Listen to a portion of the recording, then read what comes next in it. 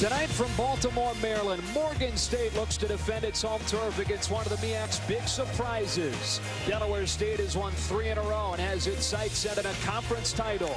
Bears and Hornets on Thursday Night Football right now.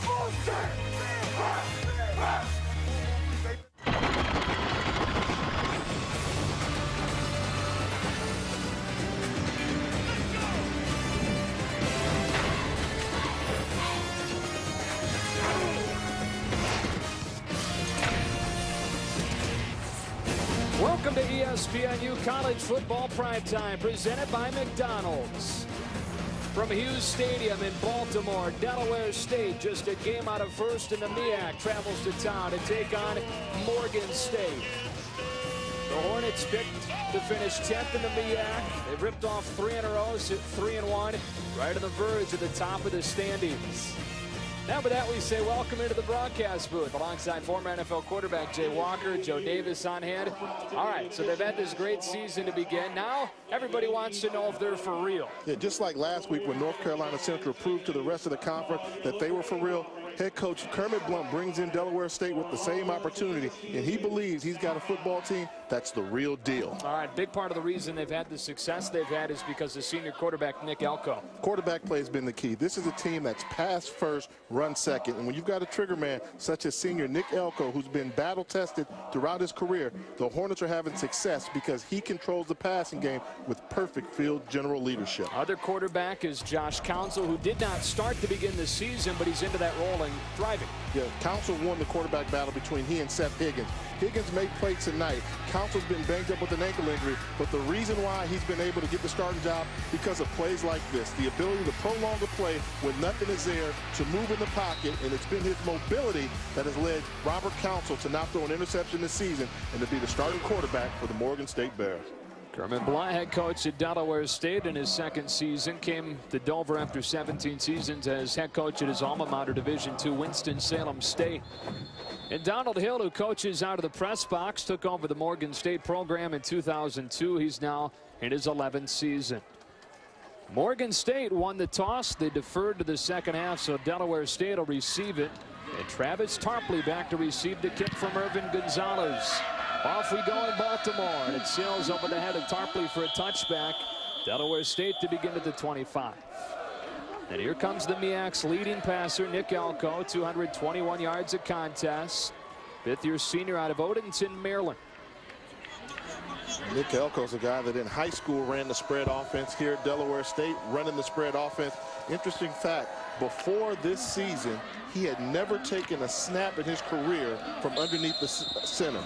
He had to learn how to become a quarterback that can play underneath the center when called upon, and he's flourished in doing so. They'll face a defense tonight, worst in the MEAC against the pass. First drive of the game begins at the 25. And Elko's first throw of the day is offline at 2nd and 10. Let's take a look at our impact players. First off, Travis Tarpley for Delaware State. Travis Tarpley is the senior wide receiver. He's their slot receiver, their go-to guy, the one they want to get the one-on-one matchups with to exploit the opposing defense. On the other side, Bakari Smith. Bakari Smith at the defensive tackle position's got to get pressure on the quarterback. When you've got a QB that likes to sit in the pocket, it's Bakari Smith's job to make him uncomfortable. Guy that was playing defensive end early this season has moved inside. On 2nd down and 10, another throw, and Elko with time will dump it off to Chung. Alan Stevens with the tackle right away. Short gain, and it's 3rd and long. And right away you can tell that Nick Elko's not going to hold on to the football. 1-2, Reed's not there. Find the check down. That's a quarterback that knows where everybody on the offensive unit is on the field at all times. Decision making has been great for this 5th-year senior. He's got the full playbook at his disposal every time they go to the line of scrimmage. Looks out over this Morgan State defense on 3rd and 7. Looking to throw again across his body.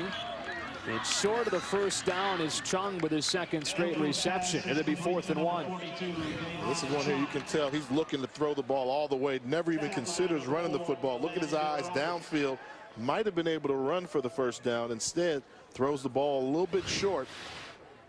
Now they've got an interesting decision here on 4th down. And you got to think that Coach Blunt's going to go ahead and punt it away. So Morgan State's defense dead last in the MEAC against the pass, forces a 3-and-out to begin. Marco Cano, junior out of Germany, comes on, averaging just under 40 yards a punt. And Brian Mann, a senior out of Trussville, Alabama, to receive. Mann will take a fair catch at the 27. Well, I've got plenty of good stuff planned for you for tonight. Look at some of the great players that have come out of these two schools, and there have been plenty.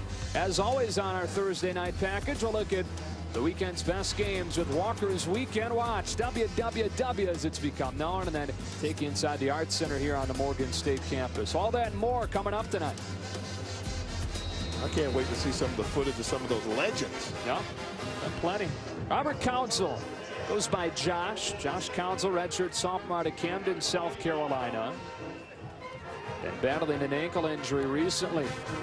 Handed off to the MEAC's leading rusher, Travis Davidson, who gets 7 on his first touch of the day to the 34. And the senior out of Redford, our impact player. And Travis Davidson is the best running back in the MEAC conference. The numbers don't lie. He's been getting it done this season, can do everything with the football, running between the tackles, take it on the outside perimeter and bounce. He's a great football player. And the impact player for Delaware State, Davin Moore, he's got to be all around the football. It's his job. He's the lead tackler for the Hornets.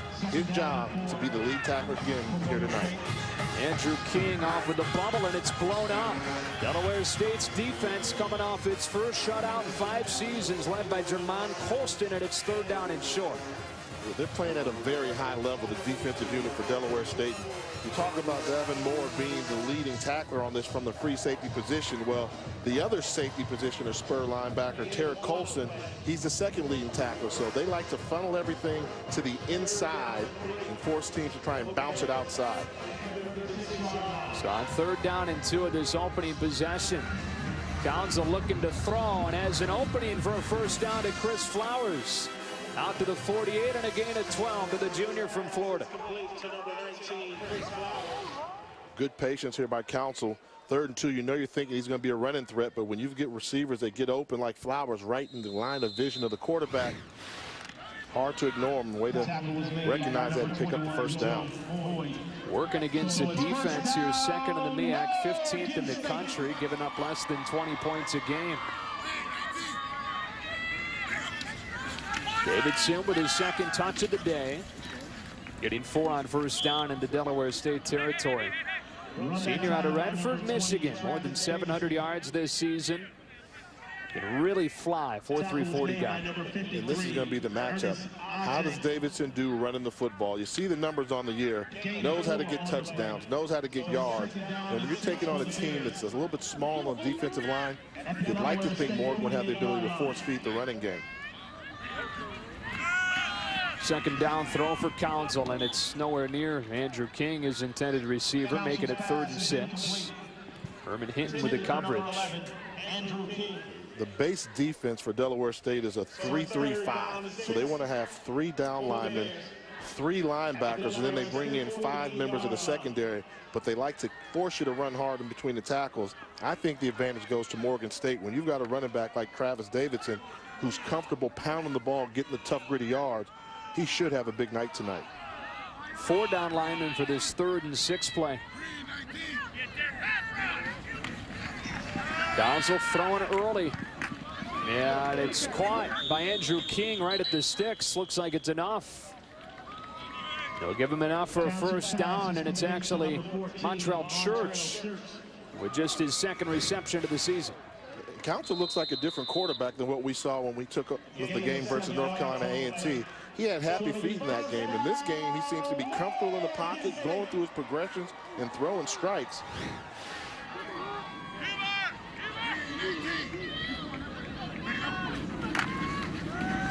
Council, who's got good speed himself. Josh Council cutting it back. He's looking for the corner. And he's in. Touchdown, Morgan State. 41 yards to Batane Taylor with a block to spring it.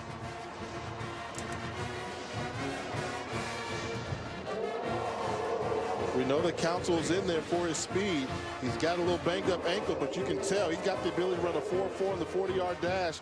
And once he gets to the outside, it becomes a foot race between he and the safety. And you get this close. I thought he was going to get hit, but have no reason why. Moore led up on that hit on the quarterback on the 2-yard line. That's a pretty poor effort there by their impact player. And Council did not play in the first half last week because of an injured ankle. Ran for a 35-yard score to give him a shot to win it. Extra point was missed because of a bad snap last week. Here Council goes 42 out of the first possession for Morgan State, a 7-0 lead. You still think you colder than me? No, don't tell me. Tell Tiny.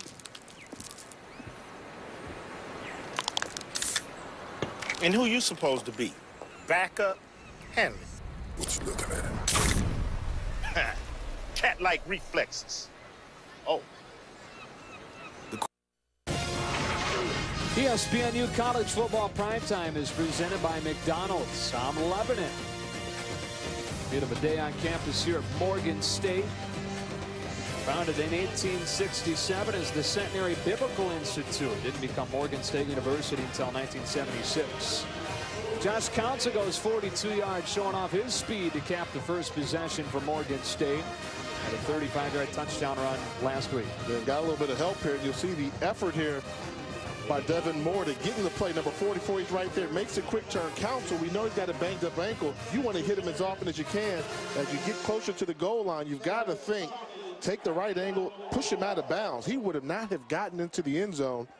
You got to wonder, did he think he was going to cut back to the inside, or did he not know where he was on the football field? But one way or another, that's one, if you're the guy that's the leading tackle on your team, you're the last line of defense, you knock that guy out of bounds at all costs. And it looked like he thought he was already in the end zone, but if he thought that was the end zone, why did he take the angle to reach him there? Yeah, and he took a good angle, and he's a very good football player. Former walk-on player from Mount Vernon, New York. That's one there when you're in a game of this magnitude, so much ride and every point counts. Give your defense a chance to come up with a goal line stand. Irvin Gonzalez parked one in the end zone his first time. He'll do it again here. Travis Tarpley takes a knee. And Nick Elko, 213 yards of total offense a game. That's second in the MEAC. This is a kid whose first start came as a redshirt freshman against Michigan in the Big House. He completed more than 50% of his passes in that game, and has been in and out of the starting role since, but just a guy who's never rattled. Yeah, and that's when they knew they had a special talent. When you can go into the Big House in your first start, and it wasn't the first game of the year, the starting quarterback was injured. He went in there and delivered a decent performance in that contest, and now it's his senior year, his time to shine. Morgan State moving before the snap.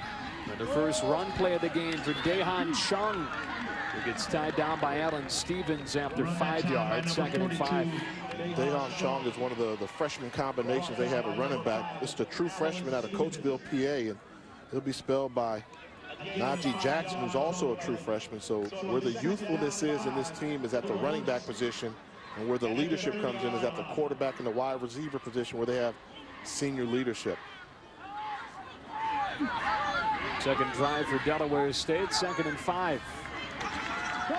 On the speed out. First catch of the day for the MEAC's leading receiver, Travis Tarpley, who's one of many guys on this team approaching records. So you see Justin Wilson, 51 receptions from breaking Shahir McBride's record. McBride was a very good one, played in the NFL for a little while. Travis Tarpley, we're going to see him tonight. He's the guy that they're going to force feed him the ball. He's the one I think will really get that record there. Nick Elko needs 133 completions. He's got to have some good days at the office, but in a game like tonight, I wouldn't be surprised to see him throw the ball at least 50 times. 3rd down and a yard, and they go back to Chung. Looks like he fell over the first down marker. It appears he does have enough. Running back by committee. 3 guys on this team have had 100-yard rushing nights this season. Along with Chung, you've got Najee Jackson, fellow freshman, and Malcolm Williams has also run for 100 in a game. And it's the first time in 20 years that's happened at Delaware State. And they don't run the ball too often nowadays. You know, what you've got is the pass-first offense. Last season, they only averaged around 49 yards a game rushing. This year, they've doubled that. They're at 93 yards a game, and that's not scaring anybody. Pass first offense, all falls on the shoulders of Nick Elko. Pass play on first down. Out to Justin Wilson.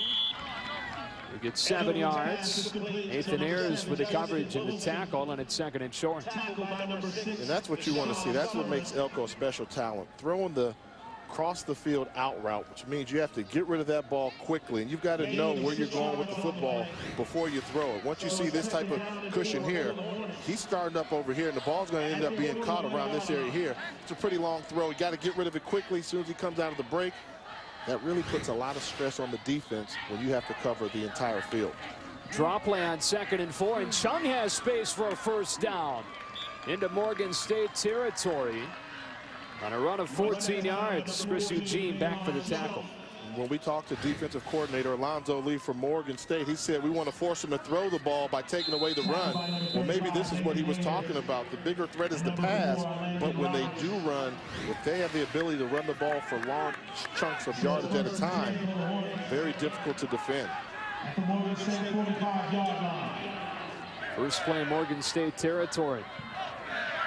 Yeah, you and I talking today, I said, wait a minute, did they tell us this week that they want to take away the pass from one of the best passing teams in the MEAC? Yeah, you're not going to be able to do that one. All kinds of time on first down, but held on to it too long, and Bakari Smith gets his first sack of the night. That's what you have to have the ability to do. Don't allow Nick Elko to get comfortable in the pocket. Let him know if he doesn't get rid of that ball within the 3 seconds, the pressure will be there. Defense for Morgan State, the worst pass defense in the MEAC, giving up 31 points a game. That's partly skewed because of what happened early against a pair of FBS teams. They gave up 56 to Buffalo. They gave up 66 to Akron. 2nd and 10, they throw the bubble. Tarpley bouncing outside around the block from Bailey. Rashawn Summers shoves him out of bounds after he got 6 and makes it 3rd and 5. When you talk about the statistics of Morgan State, you know, as an offensive player, when you see a defense with numbers like that, you look forward to game day. You're not fearing anybody. One thing that Coach Alonzo Lee has to do is get teams to start to fear the Bear defense, but when they rank in the bottom of the conference in terms of passing yards, rushing yards, and points, call that a stat day defense. Head coach Donald Hill coaches from the box. Hoping his defense can come up with a stop on 3rd and 5. Elko out of an empty set. Steps up, keeps his eyes downfield, and now into the middle for his tight end, Ryan Langdon, for a first down to the 25. That's 15 yards, and the senior out of Philadelphia converts. Yeah, good job by Nick Elko of prolonging the play there, and Langdon just sitting down in the middle of the field on the bubble. He's going to line up right here and watch him scramble and find the soft spot in the defensive secondary. Elko had to buy a little time. He goes in, it's not there. Okay, where's the soft spot? Settle. Elko sees him. First down for the Hornets. Converted a pair of 3rd downs on this drive and now have it 1st and 10 at the 25. First touch of the day for Malcolm Williams. He gets a couple. 2nd and 8. Morgan State's had difficulty in the red zone blitzing the other quarterbacks, which is what they want to do.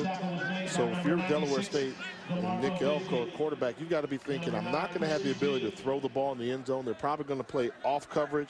So what you want to do is hit a crossing wide receiver in stride and let him run into the end zone as compared to catching the ball in the end zone. Yeah, Morgan State staff told us they got to keep everything in front of them, but then they've got to be sure tacklers in those situations.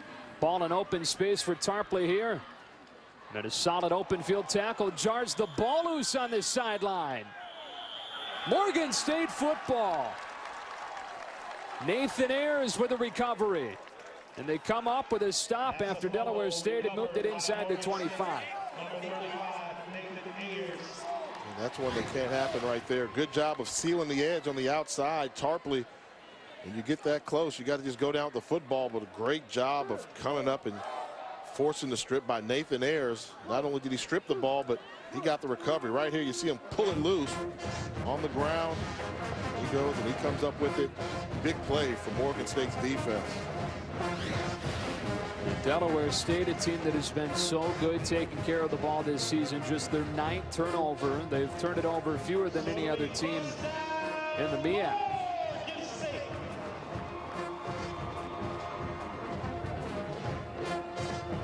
Here's a sophomore from right here in Baltimore. Ball back to his offense with a 7-0 lead. Another MEAC team in front when it comes to turnover margin in the country. Davidson out of the eye on first down. Tackled from behind by Rodney Gunter. Or Shabazz Gordon, beg your pardon, with a tackle, and it's 2nd down at 6. To be a great running back, you have to be a little fearless. You know, and having the ability to step over a defender on the ground. Watch how exposed he is, but he acts like it's not there. On the ground, what am I doing? I'm going over. I've seen some guys get lit up in my career trying to jump over people that are lying on the ground. But in order to be a great running back, you got to be willing to take those extra risks. Council with a straight drop, and he'll dump it off to Davidson, who sit in the backfield and drop. Good defense from Devon Moore. Tied for the team lead in tackles, making it 3rd down and long. The assignment defense, great job, but I'm really still impressed with the progressions that you see quarterback Josh Council going through. You can tell he's not going to force the ball anywhere. Taking what the defense is giving him right now, and I think this is what Coach Hill has wanted this young man to do all season long. He finally seems to be clicking in. They've converted both 3rd downs so far. On 3rd and 10, he's pressured but steps out of it. Now fires for a 1st down. Montreal Church came into the game with just 1 reception on the season. The Cincinnati transfer with his 2nd tonight. Just a good job of buying time, going through his read, sees a crossing route, not there, step up in the pocket, and then when you see the receiver flash open, get him the ball in a hurry. So 3 for 3 on 3rd down now. Church again, looked like his knee maybe went down, and the whistle comes late as Church goes flying down the sideline. It'll be a loss of 2. This is one there. Pretty sure he went down on a knee to go catch it. Good call there. So that'll turn out to be a negative play compared to a positive play. And that's one where we're singing Council's praises, but he's got to know, get that ball up a little bit higher, hit the receiver in his chest. Quentin Fort's the injured player. Senior out of Reston, Virginia. Plays that 10 position for this 3-3-5 defense. Outside linebacker, defensive end hybrid. As they take a look at Forts, reminds you that ESPNU's got a triple header of college football on Saturday. First at noon, Kentucky takes on Missouri, looking for its first SEC win. At 3:30, E.J. Manuel and Florida State hold. Boy, not a good sign. Quentin Forts getting carried off of the field. After the 2-yard loss on 1st down, 2nd and 12, and Montreal Church missed the block, and Nick Williams made him pay. Senior out of San Diego will have to exit the game for a play with his helmet coming off, but it's a loss of 2, and it's 3rd and 14. The part about the helmet rule I don't like, but great recognition. You're going to see him shoot the gap, get underneath, meet him in the backfield before Davidson can recognize where the defender's coming from. He was on his back. That's how you do the read and recognition at that cornerback position. Council going to work on 3rd down again. They're 3 for 3 so far today. Deep drop with time. Extends the play with his eyes downfield, heaving it for a incompletion. Almost hauled in by Chris Flowers. Finally, Delaware State with a stop, but it's 4th down and 14 with the punt team coming out. Good secondary coverage there by Delaware State. When you're going to flush a quarterback out of the pocket, very important that you recognize where the receivers are on the field in the scramble coverage. Defensive coordinator Mike Ketchum's got to be pleased with the job of his secondary there. Irvin Gonzalez out of Visalia, California, descended away to Travis Tarpley. Tarpley just had the fumble on the last possession, so often somebody that fumbles the ball, next time they touch it, they tend to run a little bit harder. Morgan's got to be careful. Short punt that Tarpley will take off of the bounce. Showing off good speed to get to the edge. Forced out of bounds by Darian Irby. When we come back, we'll take a look at what Jay's going to be looking forward to on Saturday with Walker's Weekend Watch.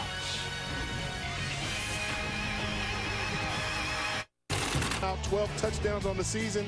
I believe if he's going to get back in the Heisman race, it starts with a great performance versus Notre Dame. You know, Jay, no Notre Dame opponent has scored 17 this season, but Oklahoma has been held to 17 or under once in the last 35 games. Yeah, I'll say it's been a long time since they've been held.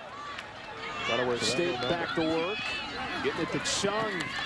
He's had a big start to this game. That's already his third catch and more than 50 total yards. Landon Roberts with a stop. What do you think in Heisman-wise right now? I mean, obviously, I think, you know, it's been up and down. Still, anybody's out there to win if you really want to think about it. Geno Smith was the guy. He's kind of fallen with two poor performances. Colin Klein rising up.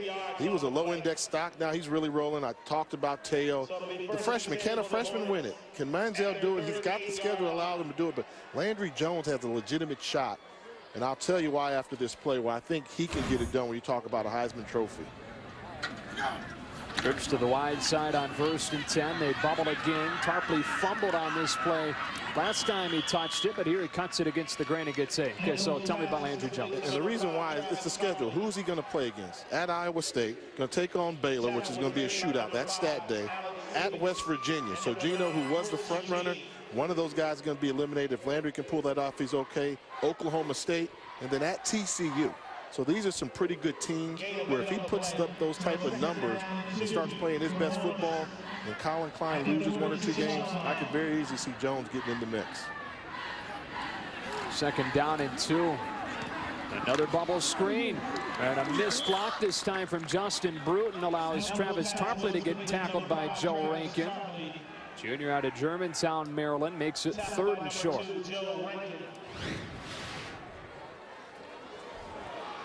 Right here, when you've got a team that's going to try and do these wide receiver bubble screens, and you've got to have cornerback recognition on that. And that's a great job by Joe Rankin of attack. And they're playing cover 2, which means he's responsible for keeping everything inside. Know where you are on the football field, shoot the gap, use your speed to get underneath the lineman and make the tackle. 3rd down and 2, and some movement on the left side of the line.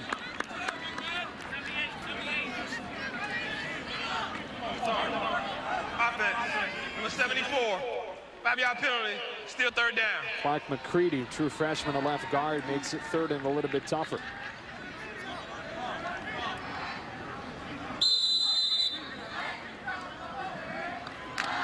First flag of the game.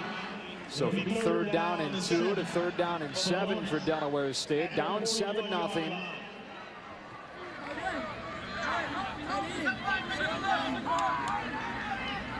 Empty set for the MEAC's top passer, Nick Elko. And Delaware State, or Morgan State, gets a timeout right before the snap of the ball. The true freshman Landon Roberts was shouting for it and got it. Timeout, Morgan State. That's their first charge timeout of the half. We'll take a break with them, check in with the studio when we come back. Saturday, Kentucky, Missouri, then Duke, Florida State on ESPNU. The crossover. Jay, back to you. All right, man. Exciting matchup there, Wake Forest and Clemson. Clemson, a team that a lot of people thought would contend for a national championship this year. They just need Sammy Watkins to stay on the field. A much different football team with him than without him. Hopefully he can continue to find ways to stay healthy, stay on the field, and help out the Tigers. Out of the Morgan State timeout, 3rd and 7 for Delaware State. Hornets gunning for their 4th straight win. A team picked to finish at the bottom of the conference. Now finds itself legitimately in the thick of this conference race. Nick Elko has completed 10 of 11 passes so far, but it's been mainly bubble screens. Well, with a hard count, he gets himself a free play. Into a tight window for a 1st down, and Justin Bruton. You can throw with confidence when you know it's a free play. Definitely, particularly when you've got a large target like Justin Bruton as well. 6'4", 230 pounds playing wide receiver position. Defense, number 90. That penalty decline, 1st down. And you got to know the window you're going to throw the ball into. So look at Elko's eyes. Comes across second window. You've got the big body. You know he's going to win that battle of separation, and that's why you like having those big receivers going across the middle. When they get hit by linebackers and secondary defenders, they can absorb the blow. So Elko 11 of 12 now. One of the first times you've seen him go downfield. From the 44, drops the snap, was looking for another bubble screen. This will be a 6-yard loss on first down. Chris Robinson was on top of him. Nick Elko with the carry. That's just one just trying to get rid of the ball a little bit too quickly. So much of a rush. That is one of the keys with those bubble screens. You've got to have quick hands. But it all starts with, like in baseball, before you make the throw to the plate, you got to secure the ball and make the catch. And that'll bring this first quarter to a close. Elko near perfect in the first, but the Hornets down 7-0. It was a 42-yard touchdown run for Josh Council. They get Morgan State in front. Back-to-back one-score losses for the Bears, trying to bounce back against a Delaware State team trying to prove it's for real.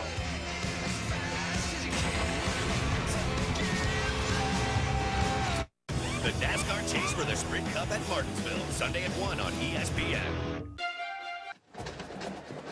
Back in the Charm City, Baltimore, Maryland, 7-0 Morgan State. Homestanding Bears in front as we start the second quarter. And then I see this from last year, and I get a little preview. This is the pregame. You know, that's the gumbo there. You know, barbecue, everything you want there. The Southern hospitality, you know, ribs. I mean, don't eat barbecue. You won't want a piece of barbecue for like a month afterwards. And I mean, it really was that good. So I've been prepping. I'm gonna find the pick for you. All right. I think you'll do a little pick pulling right there. What piece of food are you most looking forward to? Salad. Come on. I think I'm gonna have some salad, you know, some vegetables and everything else. Green beans. Yeah. How about broccoli. you? I'm gonna watch you eat this year. I like chicken, steak. You'll be pulled full. Pork. Oh, you'll be full. Of course, you got some of the best barbecue you'll taste. I'll make you want to sock your partner. Second down at 16 for Delaware State to begin the second quarter. Trying to win 4 in a row for the first time in 5 years. Solid first quarter for Nick Elko. Goes down the seam for Travis Tarpley. And Tarpley's inside the 10.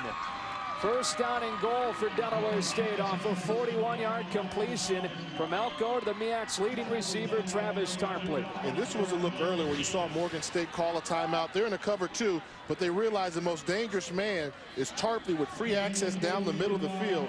They don't reroute the receiver. You can't let him go scot-free down the middle of the field when that's the weakness of your zone.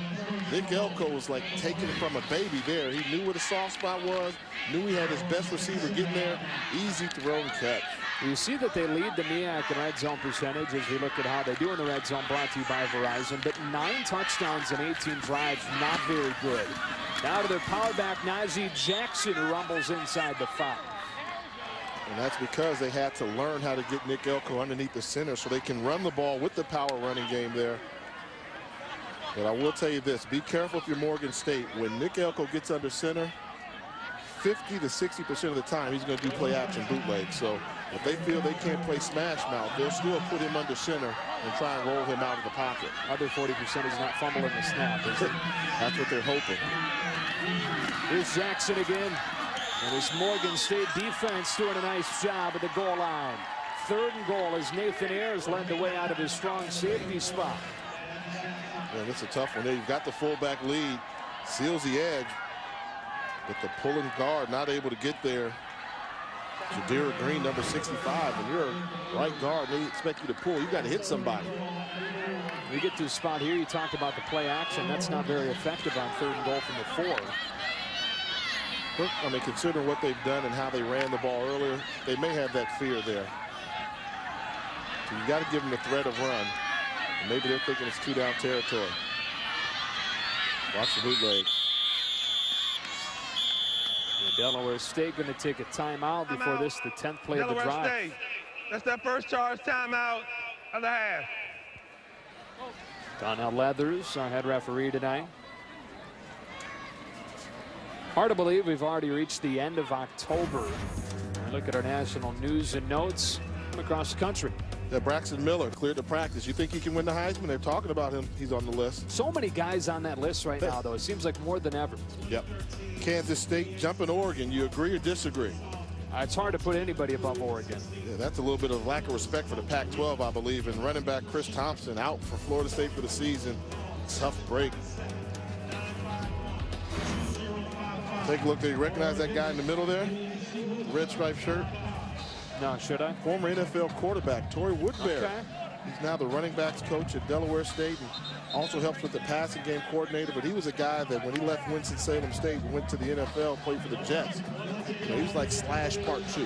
Played quarterback, played wide receiver, special teams, and had a chance to talk to him before kickoff. And he was excited talking about Nick Elko. He said, well, that's where my NFL experience has helped, being able to teach him not to be so reliant upon the pre-snap read, but how to make adjustments, and he's flourished so far. And now Morgan State is going to take a timeout. Morgan State, that's their second charge timeout of the half. They've been out of the eye. They come out in the spread. And Morgan State will take a little bit of time to talk about how to defend that. Jay, we're moving here to late October. Let's look at your power rankings. Let me give you some power.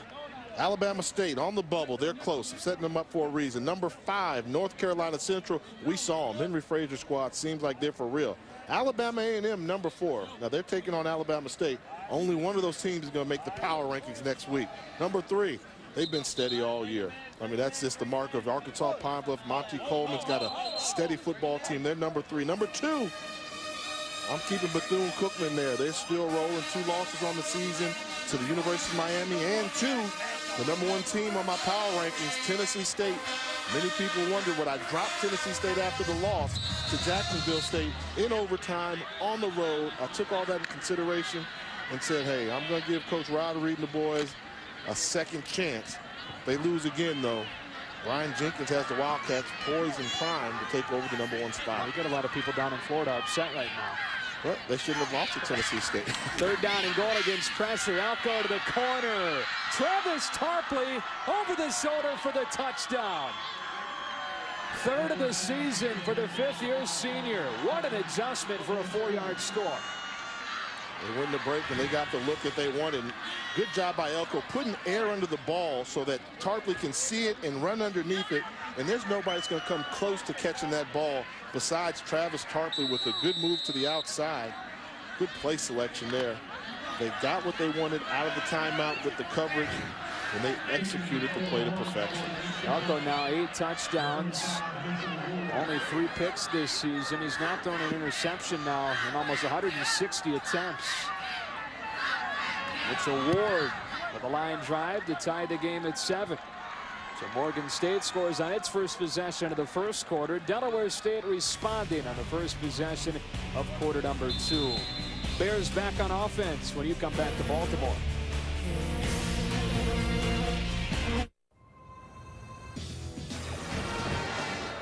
Thank you, Matt. Josh Council ready to take the field again for Morgan State in the 7-7 game. It's Council's 42-yard touchdown run that got Morgan State on the board in the first quarter. So they tried to make this guy a pro-style quarterback when he came in to fit what they normally do here at Morgan State, but didn't work, and they decided to kind of mold the way they do things around his talents and being more of a spread quarterback. It seemed as if he's starting to understand the concept, though, of the straight drop back, pure pocket passing game. Physically, he's got the size that you want. 6'4", 6'5", 220 pounds, 4'4", 40-yard dash speed, and a strong arm. But if you haven't done it before in high school, it becomes a learning process. Tyrone Hendricks brings it out of the end zone. And Hendricks through a seam, running by the kicker. Tyrone Hendricks down the sideline. He's going to go 100 yards. Touchdown, Morgan State.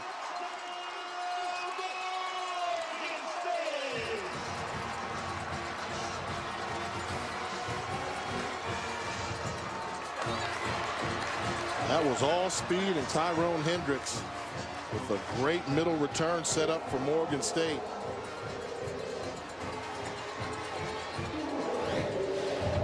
And the see him decide to set up the center wedge. And once he sees daylight, he's eyes up the punter right here. He's in no man's land. You're not going to catch him. Go to the corner, turn on the jets.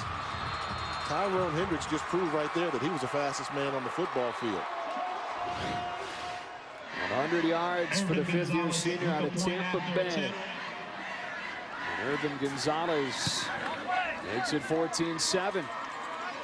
So it didn't take long for Morgan State to respond. They get it done on special teams with Hendricks out of his own end zone, crossing the field and taking it down the sideline for a 100-yard touchdown.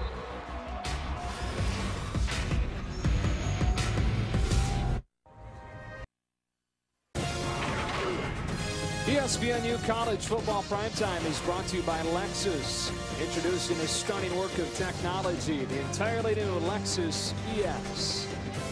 Downtown Baltimore, the largest seaport in the mid-Atlantic United States. And at one point there was Ellis Island, and then there was Baltimore as far as number of immigrants that came into the country. 100-yard return, first one in 2 years for Morgan State. Tyrone Hendricks got the job done with great speed. Hendricks, the senior from Tampa Bay, and they've always had a little connection here, Morgan, between recruiting down in Florida, getting the guys to come up north. Chad Simpson played the National Football League for Morgan. He's a Florida guy. And they've had that pipeline down there. You see Earl Banks, he's been the Earl Banks, this is Earl Banks Field, but that's Earl Davis, the running back coach. He's a fixture. He's been here at Morgan for over 25 years. Coaches may change, but guess what? Coach Davis doesn't. He's been coaching running backs here for a long time. I teased him and said, you actually coached Leroy Kelly, didn't you?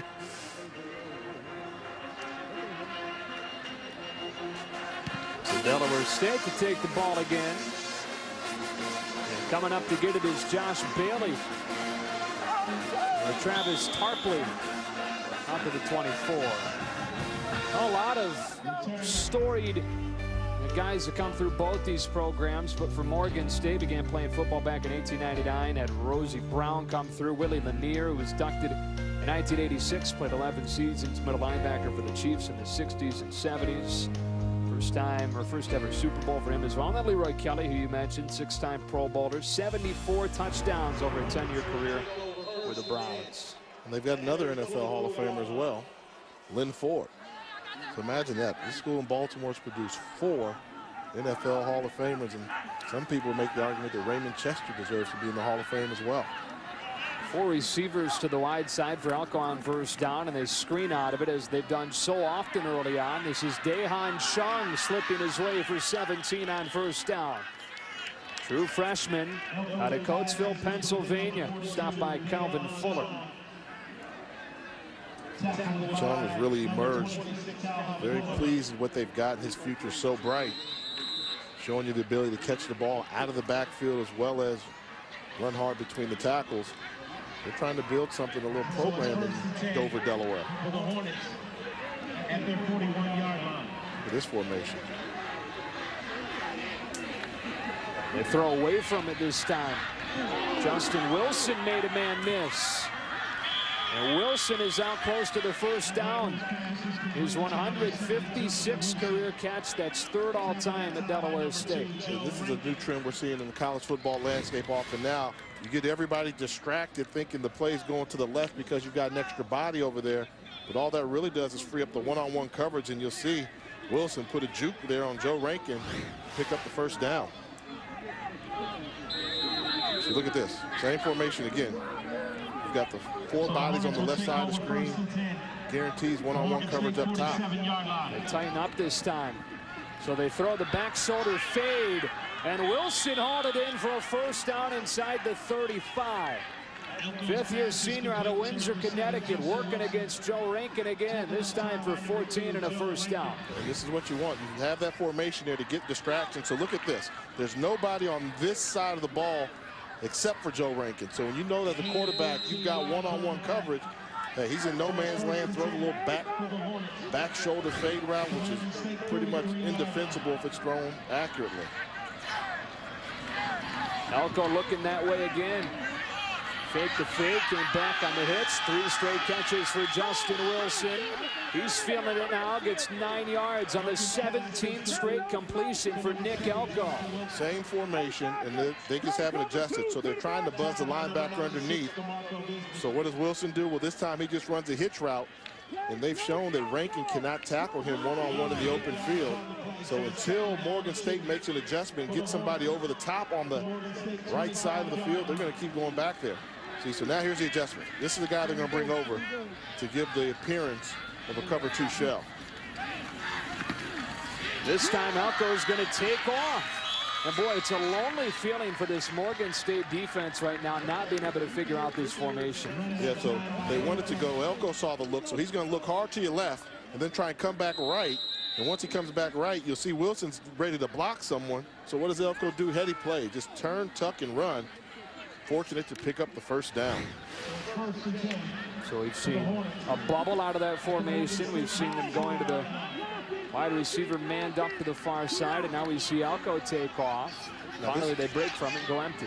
Watch Tarpley. This is where they scored the touchdown on this look before, running right down the middle of the field versus cover 2. Timeout, ref, timeout. Morgan State finally waves the white flag, going to take a timeout. Timeout, Morgan State. That's Delaware State on the move, down 7.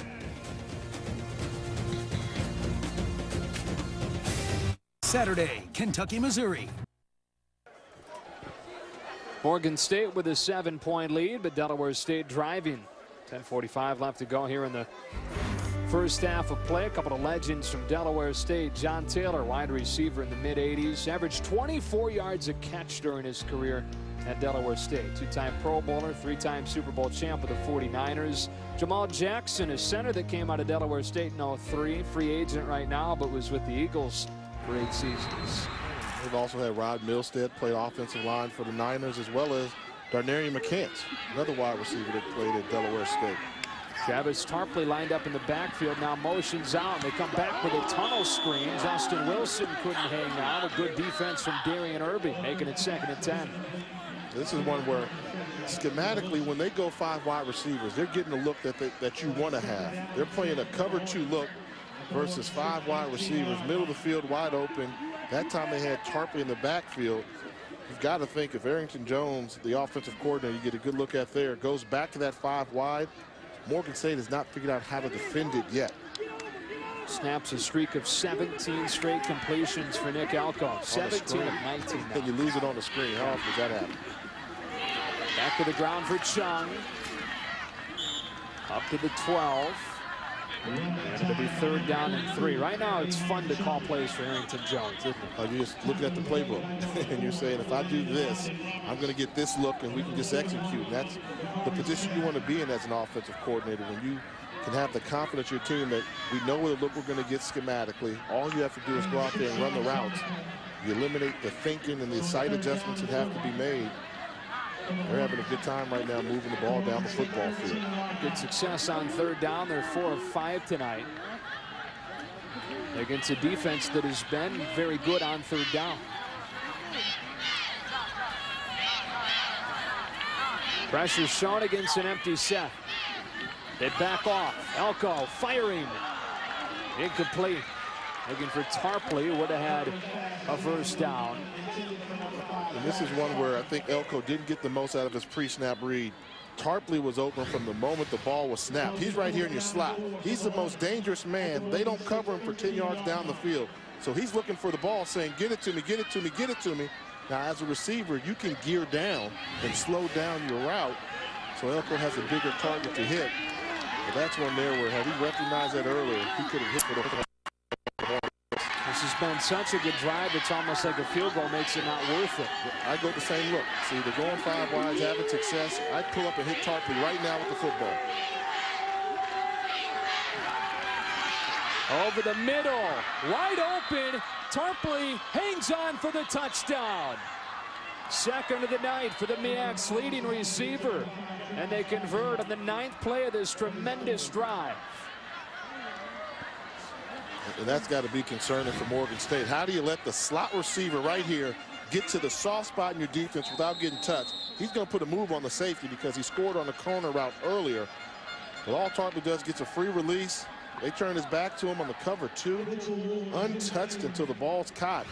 They've got to make that adjustment. If you keep lining up in that formation 5 wide, you've got 2 guys that can get to the middle of the field in a hurry, and Delaware State's making them pay for it. Mitchell Ward ties the game. Delaware State goes down the field in a hurry.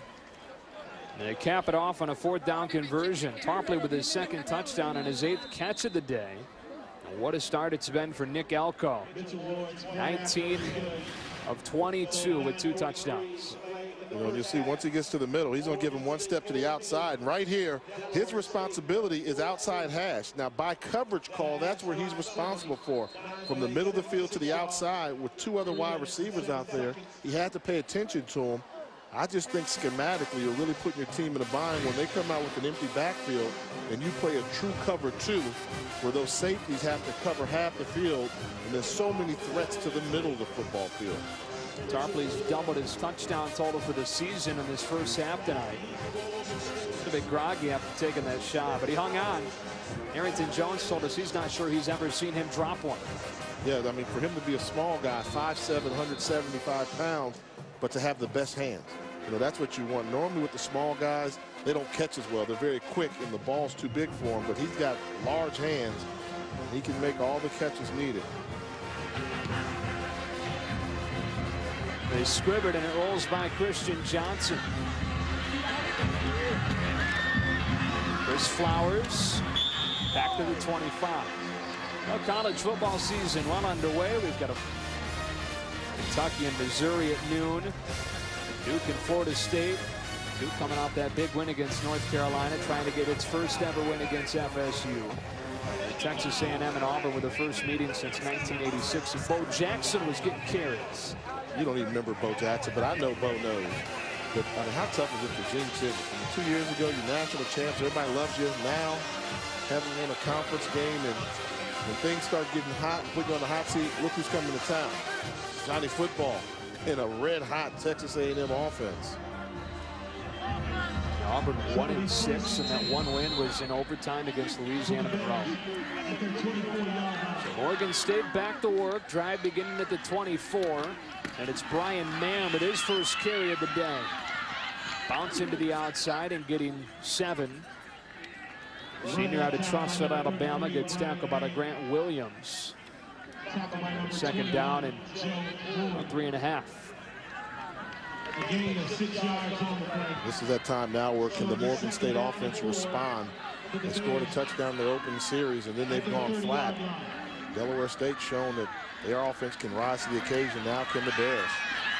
A bootleg, but no chance to get rid of it. Ulu Iambiola with the pressure. 3rd and 4. Yeah. Iambiola get a good look there. Head coach / offensive coordinator Don Hill. You know, Iambiola's a guy where they like to play the 3-3, but they put him down because of his size. He's 6'2", 250 pounds, so he can play the defensive end position. Really confuses the opposing team. So he's a guy that's going to be a high motor guy coming off the edge right here. He's a guy that they just want him to not get beat to the outside and put penetration. On 3rd and 4, Council pressured by Iambiola again. Stays on his feet. Try to extend the play. And it comes back to Deontay Holland for what will be a significant loss. Completion for a loss of about 8 yards, and it's 4th down.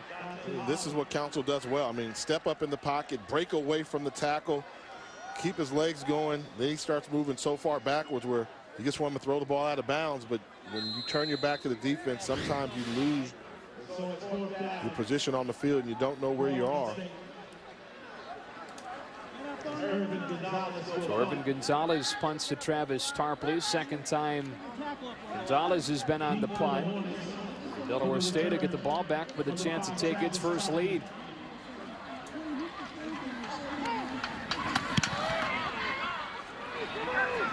Tarpley with a fair catch and good field position for the Hornets.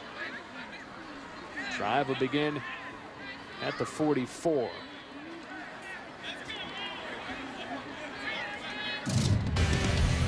Let's go back in time a little bit. Morgan State playing A Winston-Salem State team coached by Kermit Blunt. How about this catch? I mean, I don't know if we can do it any better than that. Look at the full extension, bodies parallel, one arm. Grab it and haul it in. Edward Batiste, that was one of the best catches I've seen in my lifetime. Back in September 2008. Edwin Baptiste. Here's a drop play on first down. And Chung is into the secondary. Keeping those feet driving. Just 5'9", 170, but dragging the defender to the 32. To gain it 24 yards. And Delaware State's offense clicking right now. And it's been opened up by the passing game. And I think they've been so confused in terms of how to stop the pass that this is their biggest fear. Well, when they run the ball, how do we not have big gaping holes within the defensive line? So it's 1st and 10 for the Hornets at the Morgan State 32-yard line.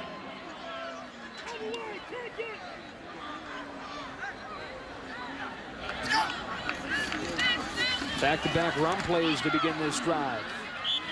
DeMarco Bisbee plugged the hole. Redshirt freshman out of Lansing, Michigan. Stops Daehan Chung after a 1-yard gain, and it's 2nd and 9. Yeah, and I think when they go to the balanced formation, Morgan's pretty stout. They can figure this out. When you give them a 2-by-2 or a twin personnel formation, where Morgan State struggles defensively is when you go to a trips formation.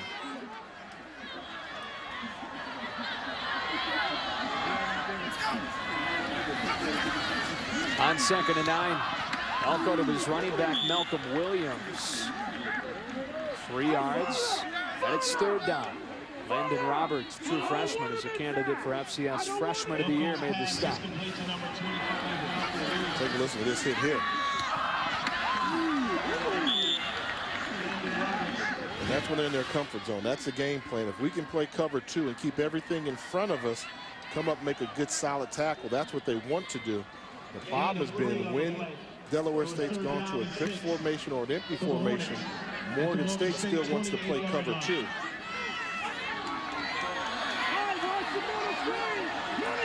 Under center for this 3rd and 6 play. They'll take a timeout. Second one of the half for Delaware State. 14-14 game with 6.5 left to go in this first half. There's a new late night show on ESPNU, a perfect nightcap for your sports day. The hosts will provide all the latest news in sports with a comedic and social twist. It's Unite, ESPN's first late night entertainment show, weeknights at midnight on ESPNU. Get a good look there. Delaware State head coach Kermit Blunt in his 2nd season at Delaware State. And, you know, last year took it on the chin. I mean, no question about it. And many people question the hire, but look at the success he's had at Winston-Salem State when they were transitional, considering joining the MEAC conference. 2-time CIAA Coach of the Year, winningest coach in the history of Winston-Salem State. And little footnote, Winston-Salem State is currently ranked number 2 in Division II football in the whole country. And many people are saying when he left Winston-Salem, he left them with some talent. That's why they're competitive now. He was a quarterback at Winston-Salem State, 4-year starter in the late 70s. This is the formation that's been giving them trouble. They figured it out and said, we can have our way with them when we go to this look. Empty on 3rd and 6, just one to snap, but he didn't get it off, and it becomes 3rd down and 11. Out of a timeout, you cannot let that happen. Offense, number 12, 5-yard penalty. It'll be rain 3rd down. They're the 2nd least penalized team in the MEAC, but an untimely one there. And in that situation there, those 5 yards can become costly because it actually changes your play selection. And you see Coach Blunt, he knows that's something we just can't do. Now, I did notice out of that snap the adjustment that Morgan State's going to try to make, and it's pretty risky. They're going to try and go man-to-man coverage. So he's going to come down, and now you've got man-to-man coverage across the board. Find your best matchup. Looking to the near side, going for his 5th-year senior, Justin Wilson, who's fighting close to a 1st down. Deshaun Summers couldn't wrap him up on first contact, so Darian Irby had to come over to make the tackle. When you know you've got man-to-man coverage, why not go to Justin Wilson? He's shown the ability to not go down after making the catch. Puts a move on, pulling away from him, grab 2 or 3 extra yards. Wow, everybody's getting a little chippy down there on the field. Spot him just short, 4th down and a yard. This is the 2nd best passing team in the MEAC. They don't run the ball well. What do you do? I still keep going with 5 wides. Go with the 5 wide receiver set. And if they decide to roll up on somebody, you can gash them for a big play. They hurry to the line with their power back, Najee Jackson, in the game. And run him straight ahead for a 1st down. 6'1", 215, coming at you to move the chains. Landon Roberts with a tackle. And they get a good surge. Follow the fullback once you start seeing I formations. Lamar Shaw does a good job of sealing the edge, the interior line, getting to the 2nd level, and they like so much what they saw, they're going to line up in the same formation again. And Shaw again paves the way. Jackson running low for 3 on 1st down, 2nd and 7. See, they like that. If they get that forward lean, I wouldn't be surprised if you saw them come up and line up in that same formation again. Power football. It seemed that this entire 2nd quarter, Delaware State has sent the Morgan State defense on its heels. Had them guessing schematically by formation. They've done a good job. And how about this little nugget? We talked about Elko never getting underneath the center. He had never even called a huddle before because of the spread offense. His whole career, everything was calling the plays at the line of scrimmage. Under center for 2nd and 7. Straight ahead again. To the well one too many times. Just a yard for Jackson. Kodiaka makes the tackle, and it'll be 3rd and 6.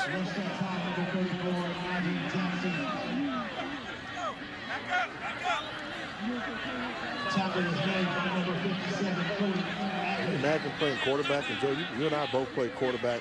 Never even called a huddle. It's a little bit part of the fun. One of the small pleasures of it. We'll take over the huddle. And this team's never huddled up before, so he was always. So he didn't have to deal with the nuances we had, telling your offensive line to be quiet while you call the play. Yeah, lean down so the running backs can see me. 3rd and 6. Elko looking to the corner on the fade. Justin Wilson. Oh, beautiful. Touchdown, Delaware State. Wilson beats Rankin. And Elko with a perfect throw to give the Hornets their 1st lead.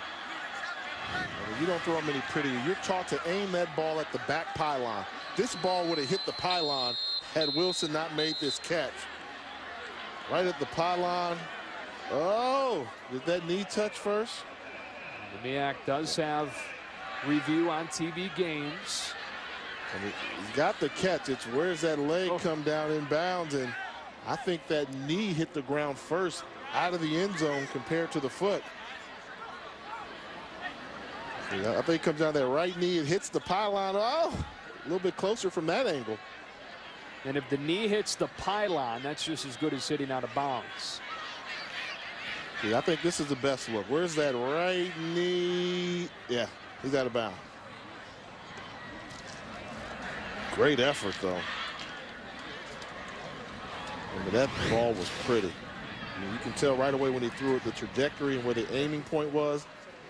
Aiming at the back pylon of the end zone. Let's see, head coach Don Hill. This is him right here below. He's got to be sweating this call right here. This is one of those momentum changers going into the halftime. It's important to remember that it's called a touchdown on the field, so it's got to be indisputable video evidence to overturn it. Is this indisputable? I mean, I don't know if you're going to get a much clearer shot than right there, that knee. I'm going to say it's indisputable. Really? So you think that back leg touched the back foot? The toe. I've learned that you're better at this than me. You know, you're a video game generation, so you're used to doing things like that. Video game generation. And I'm an on the field type of guy. I mean, I thought that knee clearly hit first out of bounds on the white and the pylon.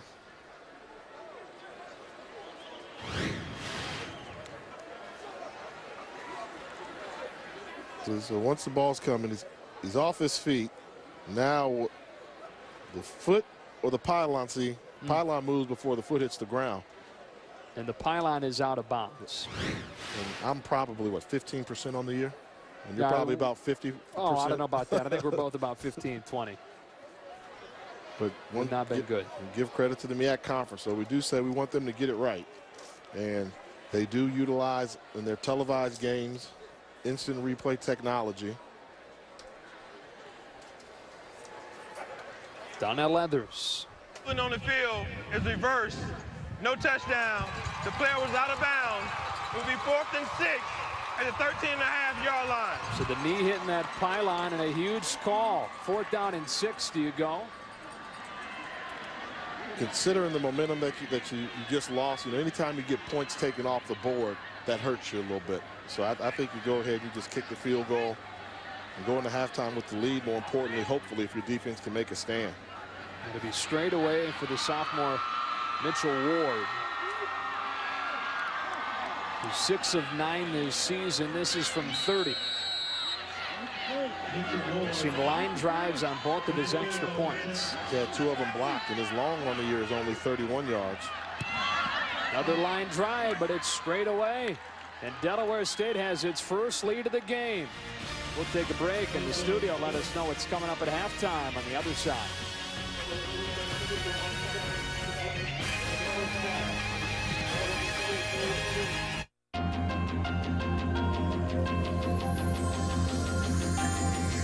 When I'm in my zone,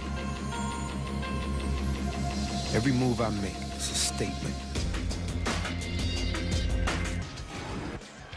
All right, Matt. Jeez. Whoa. Aaron Matthew arrested in Baton Rouge.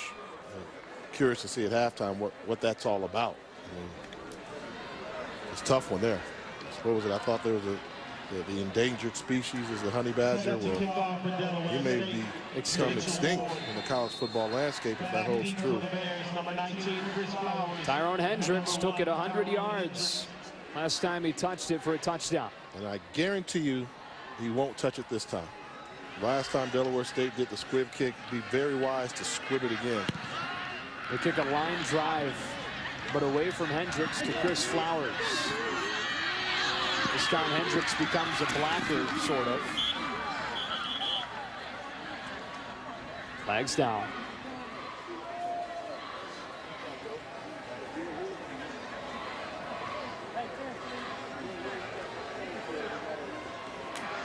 Been a pretty clean first half. It has, and one of the things I noticed with Delaware State, which they do, which you don't see a lot in the college football today, is they have nothing but backups on special teams. So when they kick off, on kickoff coverage, all 11 guys go to the sideline, and none of the foul on the play. First down. None of the defensive starters play kickoff coverage. If you're trying to win a championship like they're in contention for, the last thing you want to do is get beat on special teams just because of personnel. We saw earlier Morgan State ran a kick return back. I think something they need to work on is probably figuring out a way to get some better playmakers, better athletes on their kickoff and punt coverage units. And trying to get their 4th straight win. Just the 4th offensive snap for Morgan State in the last 15 minutes. And Travis Davidson, who's the MEAC's leading rusher, because of that, has not really had any impact on this game. And you still have enough time to get him going in the game. They're doing a little bit of hurry-up offense right now, but stick with your game plan. You've got 3.5 minutes. Hendricks drops the screen, and it's 3rd and 2. And you saw a little difference there in coaching philosophy. Every time Delaware State gashes Morgan for a big run, what do? Get back to the line of scrimmage, run the same play. Well, you start getting Davidson going. He gains 8 yards on first down. Why throw it on second? Get him going. Force feed the running game, which was their game plan. They're 3rd in the MEAC running the football. They're 9th throwing it. Looking at a 3rd and 2 and out of the gun. Here's Davidson with a big hole. And he's got a first down up to the 45. Great closing speed from Tarek Colson out of his strong safety spot. And once he bounces, you see Colson goes for the wrap. Just a true freshman, but a good job of just holding on to the jersey, bringing him down by any means necessary.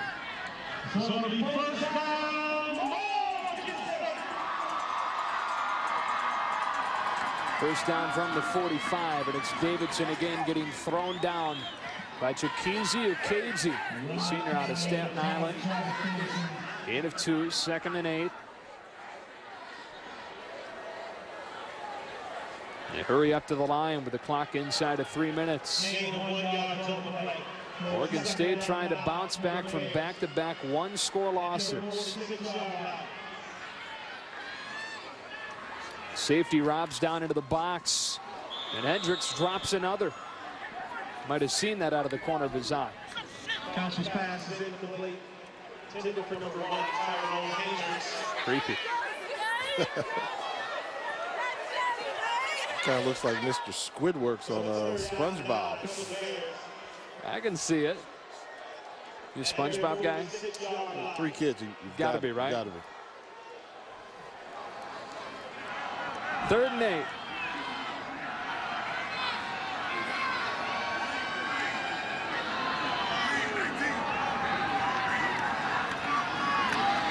A screen. Davidson reaching 2 yards short of the first down. 13th catch of the season for him. They use him often in the passing game. And they make this a manageable 4th down and 2. The question is, do you want to risk giving the ball back to a good passing offense right here? Well, I wouldn't risk it right now. I'd go ahead and punt the football away. Well, those 2 drops by Hendricks unfortunately slowed down the momentum, but you saw another flash there from Davidson. I think they're going to have to figure out ways to get him the football more. He's too good a talent. They hustle up to the line here, Jay, and are going to fake it. Going for the hard count. Delaware State ready for it. And they don't have any timeouts, so you can't force Delaware State to a timeout. So they'll take the 5-yard penalty and hope that they can make it up. Offense, number 48, 5-yard penalty, remains 4th down. I like that call. Yeah. You go up there, you try to get them to jump off sides. If they call delay of game, that's fine. You can just make it up with your kicker, punting the ball away. And so often, punters like having just a little bit more room to try and pin the opposing returner inside the 10-yard line. Gonzalez is one of the best kicker punters in the country, averaging 40 yards a pop. Angles it towards the corner, does a good job keeping it out of Travis Tarpley's hands. So a Delaware State offense second in the MEAC throwing the football. Has got 1:25 to go to work. And I know that offensive coordinator Arrington Jones wishes he would have kept at least one of those timeouts that they used early in the first half. 1:25 when you've got to go 80+ yards with only 1 timeout. Unless you hit them for a big play, not enough time to run your full 2-minute offense and really have a realistic chance at scoring.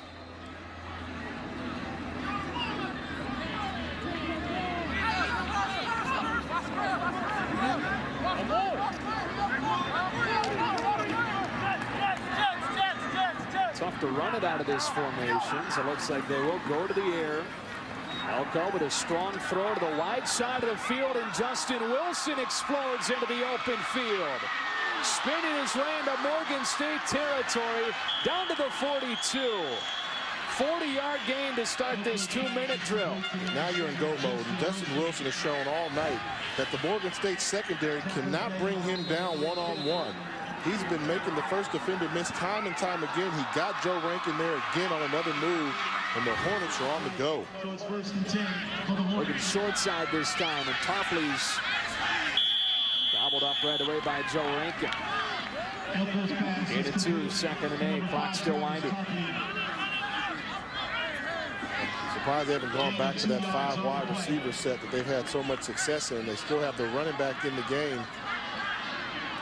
So it's 2nd down and 8 for the Hornets at the Morgan State 41-yard line. Looking to drop off his screen. A smart play just to kill it. With a half-minute left. Coming up on our State Farm halftime report. Interested to see more on this breaking story out of Baton Rouge. Clemson and Wake Forest going at it Winston-Salem tonight. Notre Dame and Oklahoma on Saturday. Number 5 against number 8 Norman. All that and more in the State Farm halftime report with Matt and the guys back in the studio. 3rd down and 8, 1 timeout left for Delaware State, and here is this empty set. Man-to-man with no safety help to the near side. Elko lofting it for Tarpley, who got behind Nathan Ayers for a first down to the 14. 27-yard gain, taking advantage of the defense. Find the matchup. They're going to play man-to-man, middle of the field wide open. Just get rid of the football deep down the middle. Great recognition by Nick Elko. And as a quarterback, you know you're going to get hit on this when they're bringing the blitz right up the middle. But if you can hold on to it for just a second, you've got your best wide receiver lined up against their safety in one-on-one coverage. They've been giving them trouble with that formation all evening long. Morgan tried to make the adjustment, go to a blitz to get pressure on the quarterback. Good offense is going to make you pay. 263 yards passing in the first half for Nick Elko. Remember this formation? Yep. He's probably going to throw the ball to the right. On a slant this time, Justin Wilson breaks out of another tackle. 8 yards inside the 10. Clock winding inside of 15 seconds. And they wasted about 4 seconds before they called the timeout. Well, Justin Wilson has broken about 10 tackles in this first half. And he's showing that the Bears can't tackle him. You know, the safeties haven't been able to bring him down. Joe Rankin struggled bringing him down all evening long. And right now, schematically, they're winning the chess match. Here you go. You've got nobody but one person on this side of the field. They're getting caught up looking at this. So when they're catching him doing that, he's going to the right, getting it off his pre-snap read. And Wilson is just having a field day, getting yards after the initial catch. 8 catches for 97 yards for Wilson. And how about this first half for Nick Elko? 24 of 28 for 271 and 2 touchdowns. And only got hit the one time. And the time he got hit was for a big play, which almost was a touchdown. We're out of timeout. I'd look for Delaware State to come out in that same formation to the left, try and get Wilson lined up one-on-one on the right, and maybe give him a double move into the end zone. 9 seconds and no timeouts. They just flip-flop the formation. Put it on the right side. Now they're trying to distract him here to throw back to the left. Going against Kenneth Ridley on the fade. Justin Wilson couldn't haul it in, and it's 4th down with 5 seconds. He throws a pretty fade ball, doesn't he? I mean, even that ball there was a perfect location where Wilson could have made the grab. The only thing I might have thought about doing different is because it's 4th and 2, where it was 3rd and 2 at the time. Get the first down, and then the clock would have stopped, and you could have spiked it and maybe got another play in the end zone.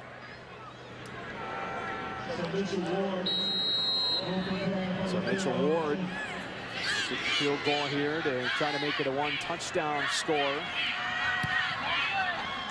Delaware State had just 1:24 to do it, but they marched down the field and add on 3. Second field goal of the half for Mitchell Ward. Oregon State will receive to begin the second half, down by a touchdown against a Delaware State team trying to win 4 in a row for the first time in a half-decade. Oregon State 14, Delaware State 20. Let's head to the studio for the State Farm halftime report. Matt, Charles, and Jason, take it away, guys.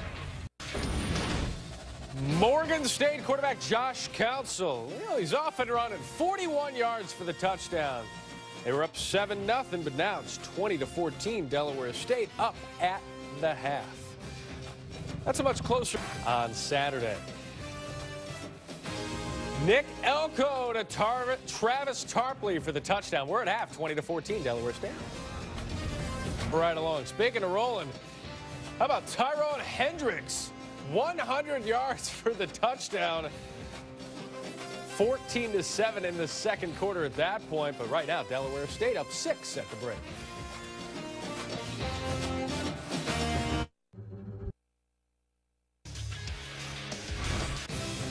Delaware State's Travis Tarpley, another touchdown catch. This one in the second quarter.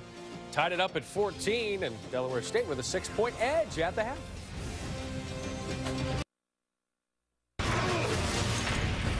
You're watching ESPNU College Football Primetime, presented by McDonald's. 20-14, Delaware State with a halftime lead here in Baltimore. Welcome back into the broadcast booth alongside Jay Walker, Joe Davis on hand. You look up and down the stat sheet. It's really a wonder that Morgan State is only down 6. Yeah, special teams really helped them out because somewhere around the middle of the first quarter, Delaware State seized control of this football game, and Morgan was holding on for dear life. Very fortunate to only be down by 6. Let's see how Morgan State can get to a better state. Brought to you by State Farm. The free release. If you've got a team that's the passing offense, you've got to make sure you reroute their wide receivers. Travis Tarpley, their best wide receiver. If you're going to play man-to-man coverage, get a body on him. They don't put a hand on him. He runs scot-free to the end zone. This is an easy throw and catch from Nick Elko to Travis Tarpley. They're not getting physical with the wide receiver. Later on in the second half, cover 2 defense, man-to-man. Look at Travis Tarpley here running wide open to the end zone. The free safety is going to turn his back to Tarpley. This is too easy. You've got to get a hand on him. If you can play football just throwing it and catching it without them rerouting you, very tough. Morgan State needs to get hands on the receivers in order to get to a better state. Twice as long as far as time of possession in that first half for Delaware State. More than 20 minutes for the football. Morgan State had it for just 9:30, and you can see the results in the total yards. 337 for Delaware State. Morgan State will try and turn it around starting the second half of the football. And I think it all starts with them schematically. I mean, right now they seem to be confused defensively what they want to do versus the 5 wide receiver or the trip wide receiver set. And also poor tackling by their secondary has not helped them at all. Coach, defensive coordinator Lonzo Lee's got to be thinking, guys, we've got to wrap up and tackle when we put you in positions to make plays. That was one of the things they told us this week. Got to keep everything in front of us, and you've got to tackle, and they didn't. So they'll squib it, and Morgan State's going to get good field position to begin the half. Christian Johnson, big 250-pound tight end, makes his way to the 34. That's for Morgan State to begin this second half. Had it for just 9:30 during the first half and had just 104 yards total. And for them, they've got to get Travis Davidson going. I mean, it seems as if they took him out of the offense. He was averaging 4.8 yards per carry, which is good. That's what you want. But only 6 attempts. He's your best offensive player, best running back in the MEAC conference. I'd look for a heavy dose of Mr. Davidson in the second half. Just his 7th carry of the night.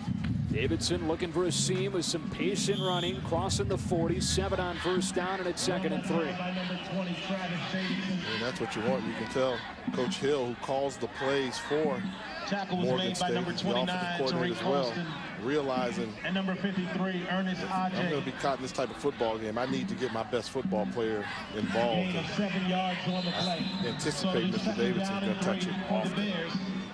MEAC's leading rusher. Had just 6 carries during the first half. On 2nd down and 3. With Deontay Holland paving the way. Close to a first down. Ernest Ajay with a stop. Looks like they'll give him enough for a first down. TJ Stallings right now 10th in school history, but Travis Davidson nearing him. Stallings is a 2-sport athlete here. Played football and basketball. Played 2 positions on the football team. Kind of a scat back that ran for a ton of yards as well. 3 yards on the play. So it'll be It's 19 more yards to reach 10th in school history. Senior out of Redford, Michigan. They grew up watching film of Walter Payton. DVD that is, I guess, a tape that his dad had. Here's Chris Flowers off with a bubble screen, getting 4 and losing the ball. Morgan State back on top of it. 2nd and 6.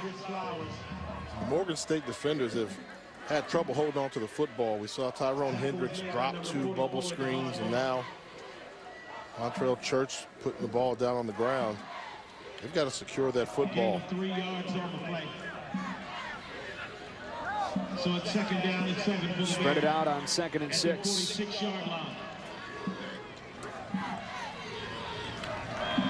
Outnumbered in the box, and it shows on the result of the play. Lost a yard. Rodney Gunter, who didn't start playing football until his senior year of high school, plugs that hole along with Olu Ayambiola, and it's 3rd and 6.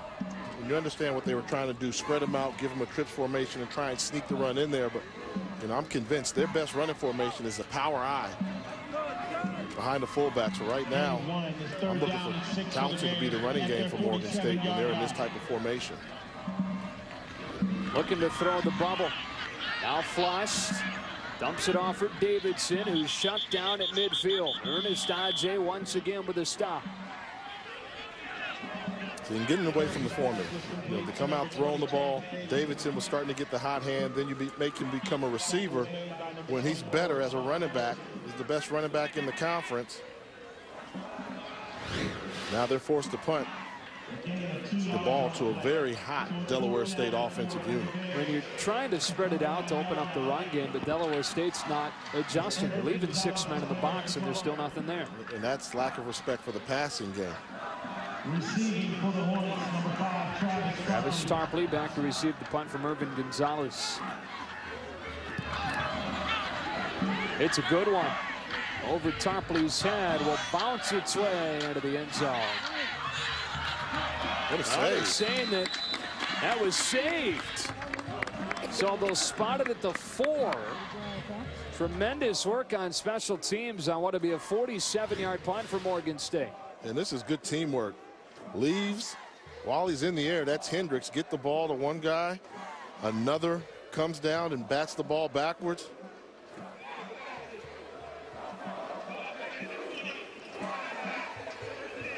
They've changed it. Touchback.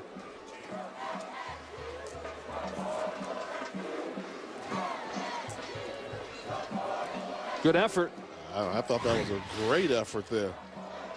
You wonder what made them determine that that was a touchback. Why'd they change it? Looked like maybe Darian Irby's foot was on the line when he touched it second. So Delaware State back to work. 337 yards in the first half. And Nick Alco, who is nearing already several single-game school records, will hand it off to Chung, who's got a big seam. And Daehan Chung runs over Nathan Ayers for 19 yards to the 38. 7 carries and 70 yards for the true freshman out of Coatesville, PA. I love the play selection. Give him a 4-receiver threat look to the right side. Start the run to the left and give him plenty of cutback lane room. You got a young running back. You want him running downhill. Don't have him thinking about too many things. And for him to be a true freshman, he's showing he can run with power. Right guard Jadira Green with a good block. Here's Chung again. Landon Roberts already has 10 tackles today. True freshman on true freshman. He got 2, second and 8. Tackle was made by number 9, Chris Eugene also there on the stop. A gain of 1 on the play. You know, it's a defensive unit. You can just tell when Morgan State looks across the field, they're guessing what formation they're coming out in. Oh, we hope they don't do this. Great play selection by formation by Delaware State. First throw of the half for Alco. Looked to the bubble. Went to the opening down the seam. This is Josh Bailey down to the 25.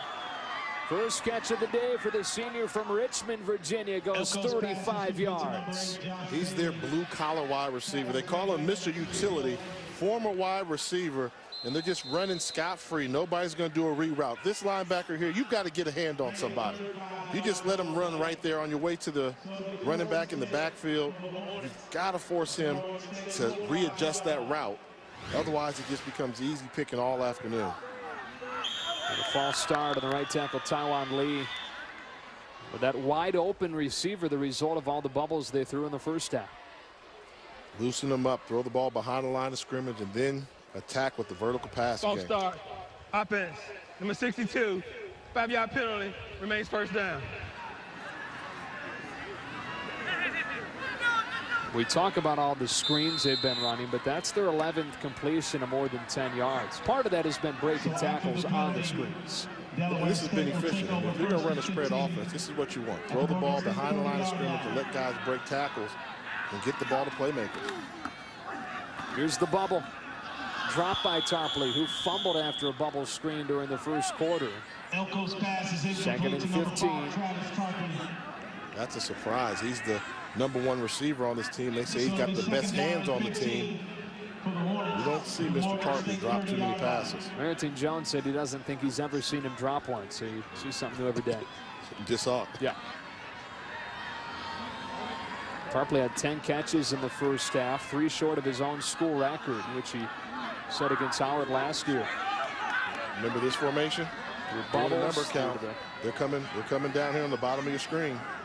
Justin Bruton, who's 6'4", manned up to the near side, looking towards the quad receivers, and now Elko will get 6 yards to set up 3rd down and 9. Boy, Elko's been impressive in every phase. Controlling the tempo of the football game, making right decisions. Hasn't even come close to throwing an interception all night long. Picking apart this defense, and give credit to the offensive line. There's been no pressure to force him to make hurried throws.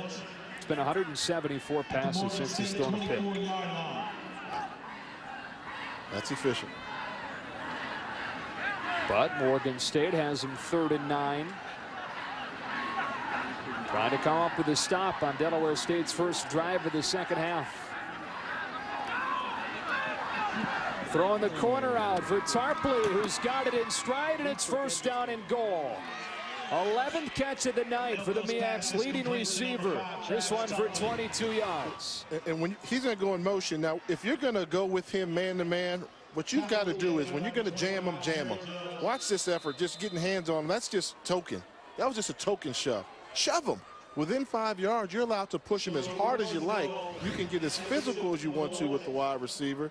He's their go-to guy. He's going in. You should have knocked him on his butt, force him to get off the ground, and then run the route. They bring the power set in now. Najee Jackson behind Lamar Shaw. And Jackson has his 5th touchdown of the season. Run that time by number 34, Najee Jackson. Delaware State has scored 19 in a row to take a 2-touchdown lead. Showing the ability to do the power football with Najee Jackson. The bigger of the 2 true freshman running backs for the Hornets. Delaware State trying to make a statement, showing their really good offensive football team starting to click on all cylinders. When you talk to Coach Blunt, when did they start to buy in? He said somewhere in that Cincinnati game, we started believing in ourselves. They're going to go for 2 with a 12-point lead. Morgan State not ready for it, but not willing to burn a timeout on the 2-point conversion. They get lined up with tight man-to-man, and that's too easy. Josh Bailey for 2. 28-14 Delaware State. The team averaging just 19 points a game, looking like a much higher-powered offense than that. Look. Where else would you want to be right now, cuz? I'm right here. Morgan State. Bring it in, lay it out, Tell them what you about, HBCUs, here we go. See you, leave you on the ground. I wouldn't want to be you here. MEAC swag, leave you out of whack. If we run you off the field, so you're never coming back. HBCUs, here we go. See you, leave you on the ground. I wouldn't want to be you here. MEAC swag, leave you out of whack. If we run you off the field, so you're never coming back. Tonight's Bringing the Flavor, brought to you by McDonald's. Well done by excellent crew down in the truck. 28-14 Delaware State in front of Morgan State. They've scored 21 straight. Looks a little bit like Justin Verlander to me. And a little bit of a better night too. I think so. Verlander wishes he was as hot as Elko is tonight. And we talked about don't be surprised to see him throw it 50 times, and when a quarterback is completing the number of balls that he is, they increase that number to 60. Here comes Tubatine Taylor. Got tripped up at the 35 and up to the 40. Game 2 tonight of the World Series, scoreless in the 6th. Speaking of Justin Verlander. Hey, what about the performance by Kung Fu Panda last night? Not once, not twice, but thrice. And then got a hit in his 4th at-bat for good measure. Yeah, but they scored on an opening possession on a 41-yard run from Josh Council, but it punted in 4 straight. You got to figure they got to go back to what got them the success they had coming in, and that's this. The ground game with Travis Davidson, who's upended. Ernest Adje out of his middle linebacker spot. 2nd and 9. And right now, though, you look at the offensive line for Morgan State, not a confident bunch. You know, they're just kind of going through the motions. pointing around, looking, not firing off the ball. In the normal, you got a really good running back. Every time a run play is called, you start to believe he can take it the distance for a touchdown, but they don't seem to be winning the battle of the line of scrimmage at all.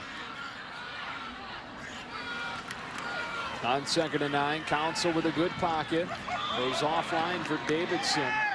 And really nothing working right now. You talk about the offensive line. That's supposed to be a strength of this team. Experienced and huge. Big bodies there. And you've got a quarterback in there that Coach Hill put in there as a starter because he can run the football, but no continuity. Averaging 315 a man up front. Third down and 9. Council against a 4-man rush. Gets it in space to Davidson, who weaves his way for a first down. And a big play for the senior from Redford, Michigan to get 13. Herman Hinton with the tackle. And that's what you need from your offensive line. Nice pocket. When you've got a quarterback that tends to run as often as Council does, you have to really make sure he feels secure in that pocket so he can go through his progressions. Good pocket. Council stayed there strong and found Davidson out of the backfield.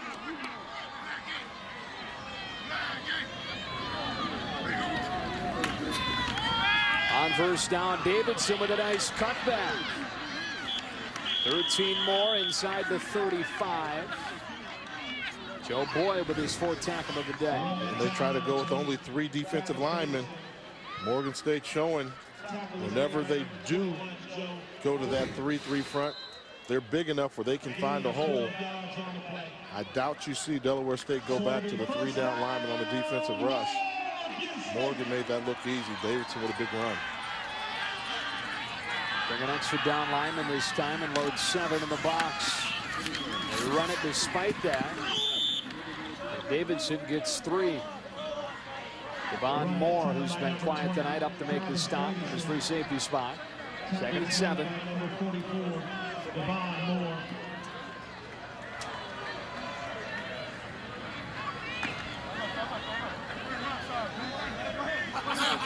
A gain of 3 yards on the play. So a 2nd down and 7 for the Bears at the Delaware State 31-yard line. Davidson again, this time a wall of white shirts in front of him. Rodney Gunter and Nick Williams combine on the stop, and it's 3rd and about 6. It goes to the point that you mentioned earlier. They just have no respect at all for the Morgan State passing game. Bodies close to the line of scrimmage. And I think right now Coach Hill doesn't have the confidence in his passing game to call pass plays. Their best success has come in the 2nd half, running the football. The receivers have caught the drops. Who's going to step up and make a big play in the receiving core in an obvious passing situation? Council 12 of 18 to the air today. On 3rd down and 6. As time against a 3-man rush, it has a first down inside the 10 to Chris Flowers. 21-yard completion to set up 1st and goal. And you're going to see Chris Flowers come right in the vision of Council, separating from Nick Williams, the defensive back, and a good one-on-one move on the outside. Now all of a sudden the Bears are on the drive. A work out of the eye. Brian Mann is in the game instead of Travis Davidson. Mann getting the carry behind Deontay Holland. Down to the 5, 2nd and goal.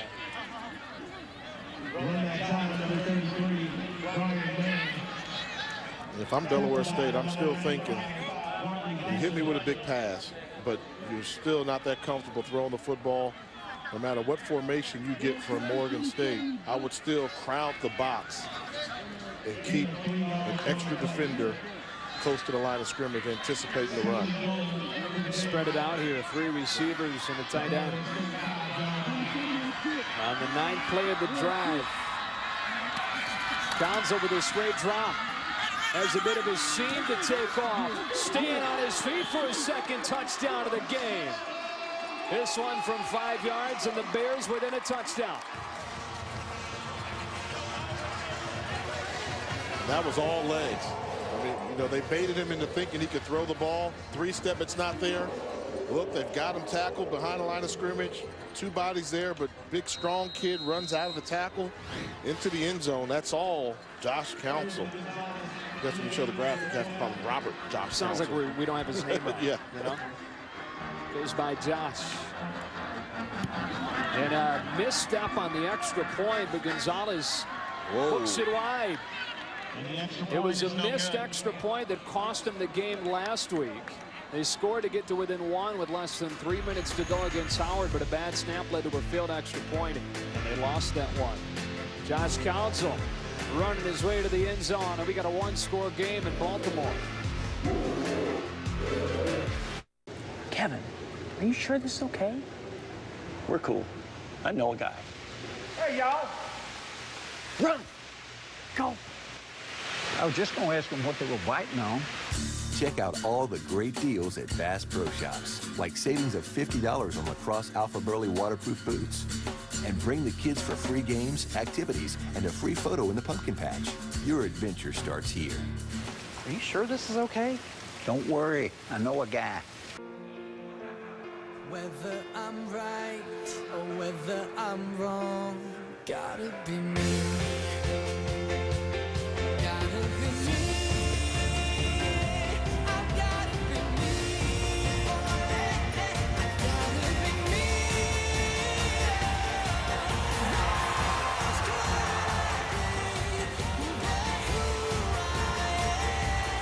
gotta be me. You are terrible. I can't see. Oh, turn up the brightness. It's already up. Oh. Sorry, buddy. You know, some of us destroy zombies and some of us feed them. How am I supposed to win? Your screen is like as big as my phone. Not everything's about winning. I like to win. You like to whine. Buy any Samsung Galaxy handset, get up to $100 off a second Galaxy handset of the same or lesser price, exclusively at AT&T. You still think you colder than me? No, don't tell me. Tell Tiny.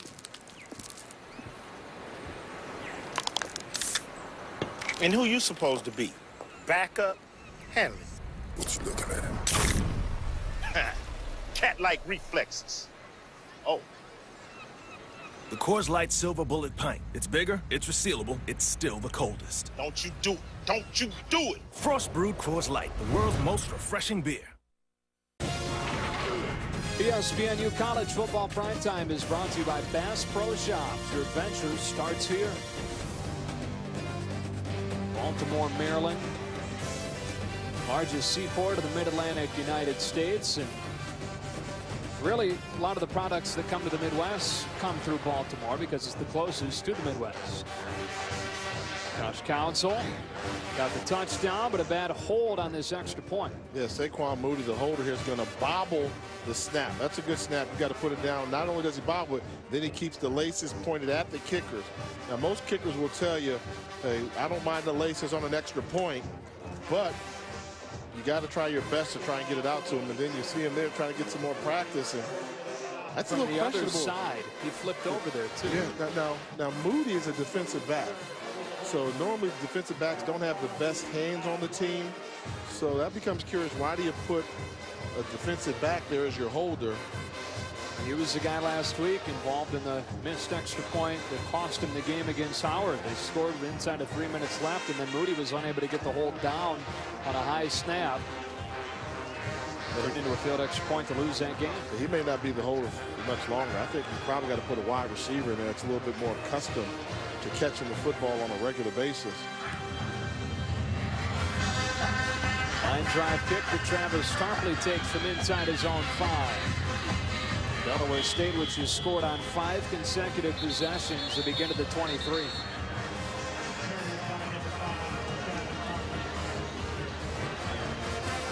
Started off rough. They punted. They moved it down the field and fumbled inside the 25, but haven't been able to stop them. Morgan State, that is, since. Yeah, they're hiding. But let's give credit to Morgan State. I mean, thought they were thoroughly outplayed in the first half as well as start the second half, but they're only down by 8 points, touchdown and a 2-point conversion. They're right there in it. So if they can figure out schematically what to do against these multiple formations being utilized by Delaware State and make a big play, they can be right back in this football game and tied up. Yeah, and they have another close game. They've lost back-to-back one-score games. Lost by 1 against Howard in that aforementioned blown extra point. Lost by 4 against North Carolina Central. This drive starts out of the empty set. They're with the jet sweep to Justin Wilson, who gets belted by Calvin Fuller after 6, and it's 2nd and 4. Things getting a little bit chippy. This is good old-fashioned MEAC football. A conference where games are decided between the tackles. You run a jet sweep and take that with you. Jerry Jones, a free safety, good recognition, and putting the pop on Justin Wilson. You know, those defensive backs for Morgan State, they've been trying to get a hold of Justin Wilson all evening. 2nd down and 4, still empty.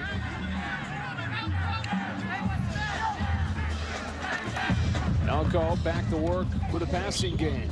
It's Wilson. Spotted close to a 1st down on his 8th catch of the game. And that's what they're going to have to do versus that formation. They went cover 2 man, bump and run coverage up front, 2 safeties back deep, and they sacrificed the linemen. They only brought a 3-man rush versus that formation.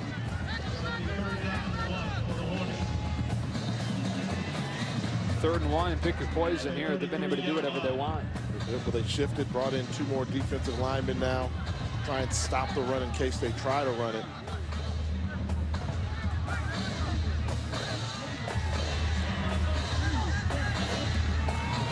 Against a run blitz, Chung gets spun down and short of the 1st down.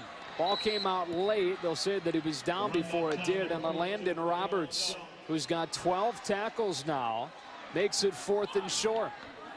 Or did they give him enough? Gave him enough. So much for all of that. 1st down. He had to work for it. The initial contact was made behind the line of scrimmage. They brought a run blitz around the edge, only needed a yard. So it'll be 1st and 10 for the Hornets. Favorable spot? I think so. Clearly, I thought so.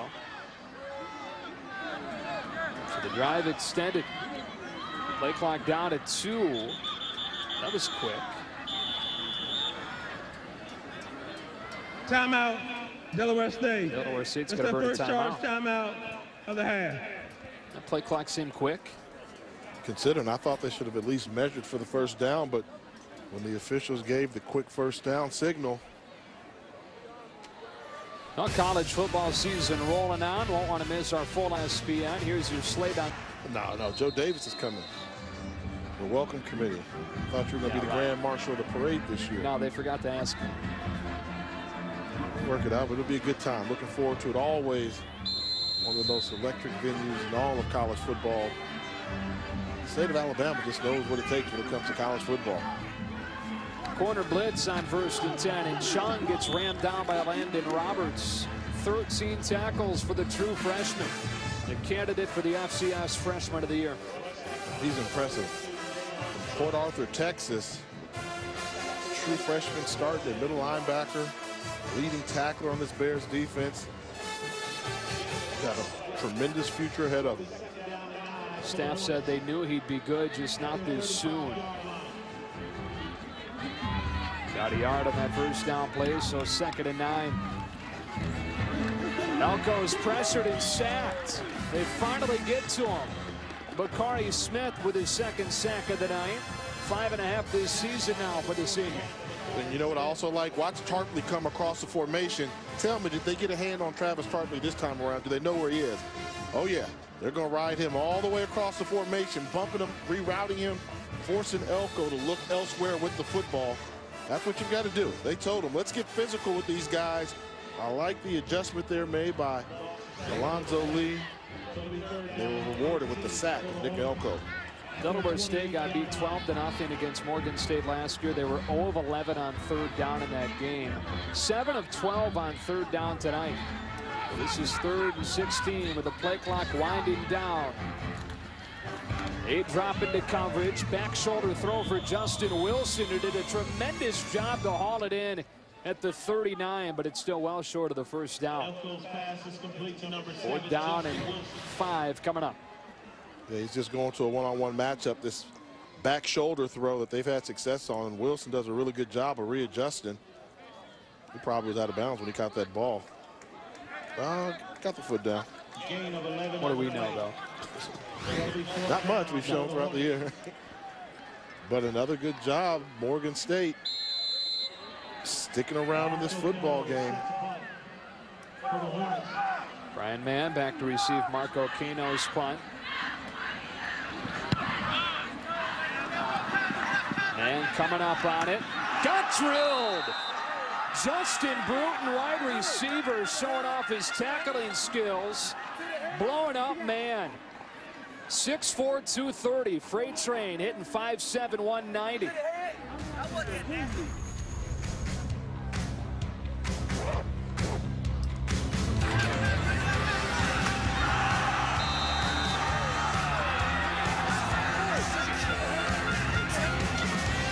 Saturday, Kentucky, Missouri, then Duke, Florida State on ESPNU. Eddie, I brought you stuff. You don't have to do Yes, this. I do. I want you to keep this. It'd be weird. Take care. You too.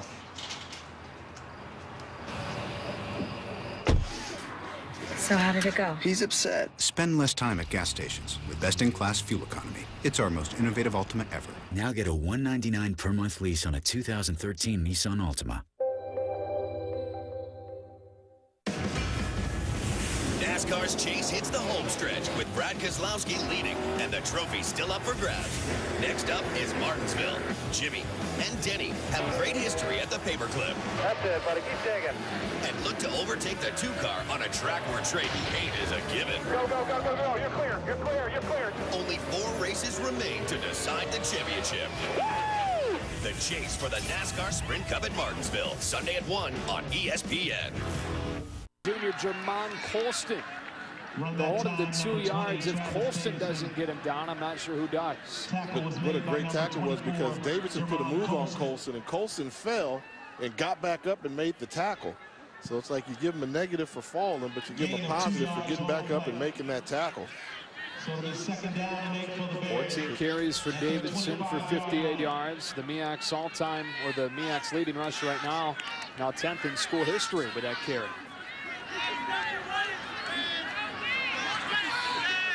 Now would be a time I call play action, try and get Council out of the pocket. On 2nd and 8, good call, Jay Walker. Pocket collapsing, Council going down. Devon Moore out of the safety spot with his 2nd sack of the season. And it's 3rd and long. Council's a little slow getting up. He had a banged up ankle before the night's contest. He got twisted all around on that tackle. Somebody held him low while he got hit high. Free safety blitzes on play action. You abandon the fake. He's trying to look downfield.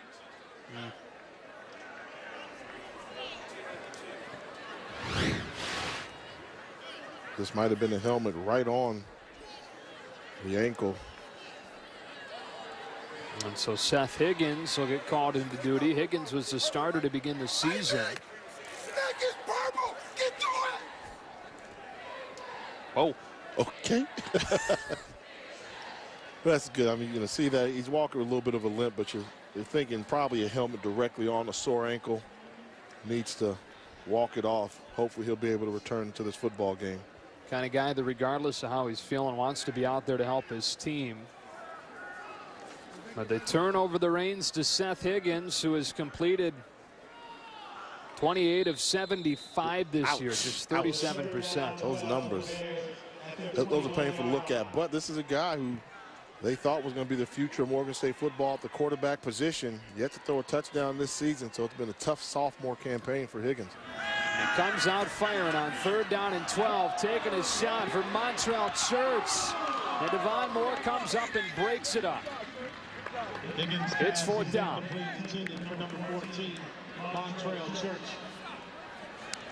Tell you what, after Devon Moore kind of gave up on that tackle on the opening drive. He's played a fantastic football game ever since.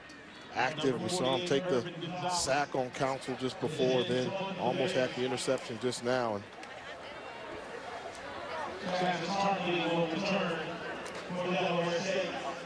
well, Morgan State within a touchdown, but it doesn't feel like it here. It doesn't at all. They're just hanging around, and if the defense, the pressure goes on them, they've got to do a stop. Irvin Gonzalez, Travis Tarpley. Fair catch at the 42, bringing this third quarter to a close. As they look at Josh Council, we go to the fourth. Morgan State has lost back-to-back nail-biters, trying to get on track against a Delaware State team looking for its fourth straight win. Team picked to finish at the bottom of the MEAC with a conference title in sight. The NASCAR chase for the An entertaining game here in Baltimore tonight. Morgan State got off to an early lead and a 41-yard scamper from Josh Council, who's now on the bench with what looks like an injured ankle. What a night it's been for Nick Elko, going to work with Travis Tarpley. Tyrone Hendricks had a 100-yard kickoff return for a touchdown, but more Elko finding Tarpley for his second score. Then to the ground game for Najee Jackson before Council got in once again on the ground, cutting it to a one-touchdown ball game. Elko 28 of 35 for 341 and a couple of scores. Tarpley 2 catches short of matching his own school record for catches in a ball game. Well, we'll see if Josh Council can return. Did not play in the first half last week because of an ankle injury. Came in the second, was solid, led him back against Howard, and had him within an extra point of tying the game. You can see the pain on his face. They're going to need him. More importantly, they're going to stop right now, because I can't imagine this Morgan offense scoring twice. Tight end Ryan Langdon's got his second catch of the day. And again, looking to the bubble and going to the seam. Coming out in trips formation, whenever Morgan wants to play that cover 2, the message is clear. Attack the middle of the field. That's what a good offensive unit does, and that's what the Hornets have done time and time again tonight.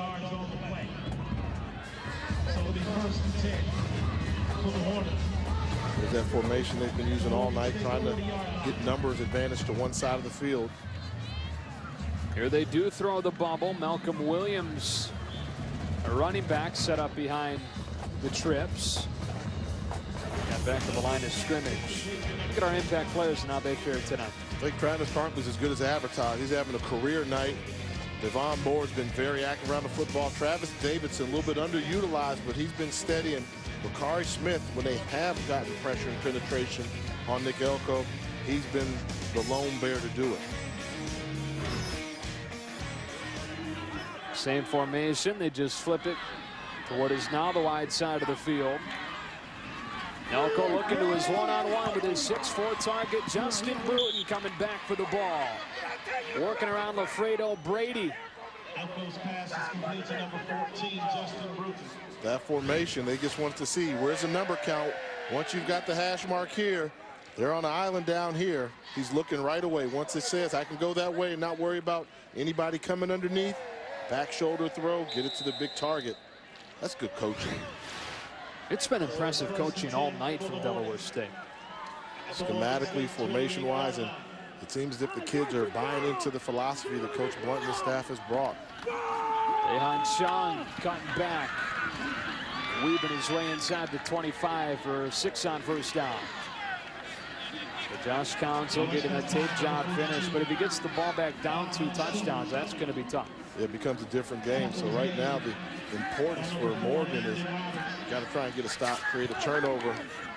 But if they are going to go 2-minute offense, you do want Council to be in the game because of the added dimension of being able to run the ball extremely well. At the Morgan State 22-yard line. Second down and 4. Tight end Ryan Langdon paving the way for Najee Jackson with a flag down. That was a quick one, too. Whatever the penalty was, if they call holding, it must have happened at the snap of the ball.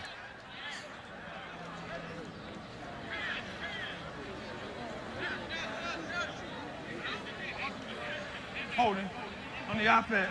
Number 65, 10 yards. Replay first down. Jadira Green at right guard.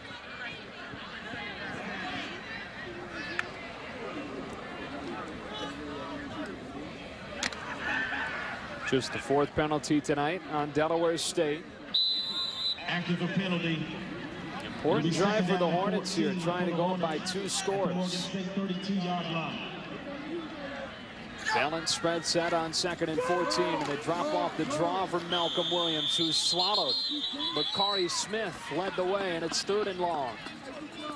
And that's going to turn out to be a big penalty if Delaware State's not able to pick up some positive yardage on this upcoming 3rd down. Good job of just clogging the running lanes. I would look for Delaware State to get very aggressive with their play calling here, considering their field goal kicker, Mitchell Ward, his longest on the year is only 31 yards. So right now they're well without his range. They go to that their favorite formation tonight, 5 wide receiver look. They went from a 2nd and 4 to what is now 3rd and 17. Tight man-to-man across the board, trying to take advantage, and what an adjustment from Josh Bailey, who hung on long enough. 13 yards shy of the 1st down, but makes it in a spot where you can talk about a field goal. Yeah, they ran the wheel route there. What do you do when you've got defensive backs trying to play man-to-man coverage? Try and get a free release for your wide receivers. Good old-fashioned wheel. So he's going to line up here, get a rub, and go along the sideline while he comes on the inside. Schematically, good job. Get him off the jam, catch him looking. Great readjustment to make the catch. They're going to go for it here. Play clock inside of 10, and they've now broken the huddle, so Delaware State going to need to burn its 2nd timeout.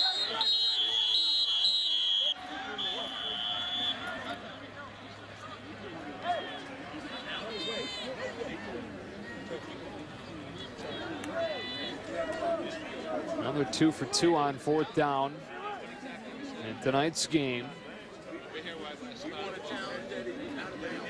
And you wonder if Morgan State's going to want to take a look at this catch. It was a catch to begin with, but then the ball came flying free. Yeah, and I think with Coach Hill, Eli being in the booth, he's got to signal down to Alonzo Lee, and maybe that is what they're talking about. I mean, it was a bang-bang play there. When you saw the replay, that ball did come out fairly soon after the reception.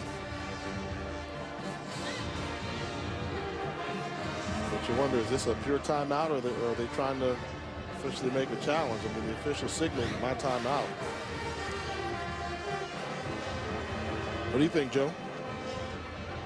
Foot down. He got it. Nice catch. And that's Josh Bailey, Mr. Utility. Seems as if he secured the football cleanly. Oh, they're not going to challenge. They're just going to go 4th down and 5. Perfect on 4th down tonight. Big play here for Delaware State. Elko trying to run his way for a 1st down. Instead, will throw it, and it's broken up.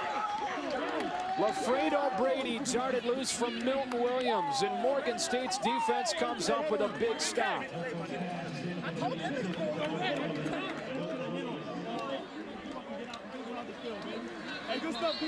Morgan State with the ball when we come back. And when we come back, we'll take you inside the Art Institute here at Morgan State.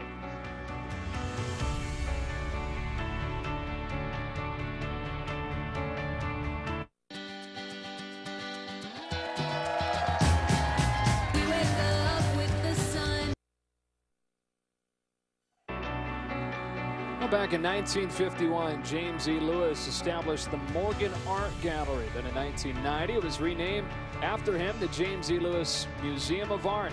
Collection right now primarily 19th, 20th century African, Asian, European, Oceanic art. A great spot here on this beautiful campus. 28-20, Delaware State with a lead, but Morgan State with a football coming out of this break. The Bears had an early lead, but Delaware State went off. It's really a wonder that it is as close as it is. Seth Higgins brings the offense onto the field. Josh Counsell, with that ankle injury, stays on the bench. And on first down and 10, play action. Higgins pressure. Not as good of a runner as Counsell. Not a very graceful slider either.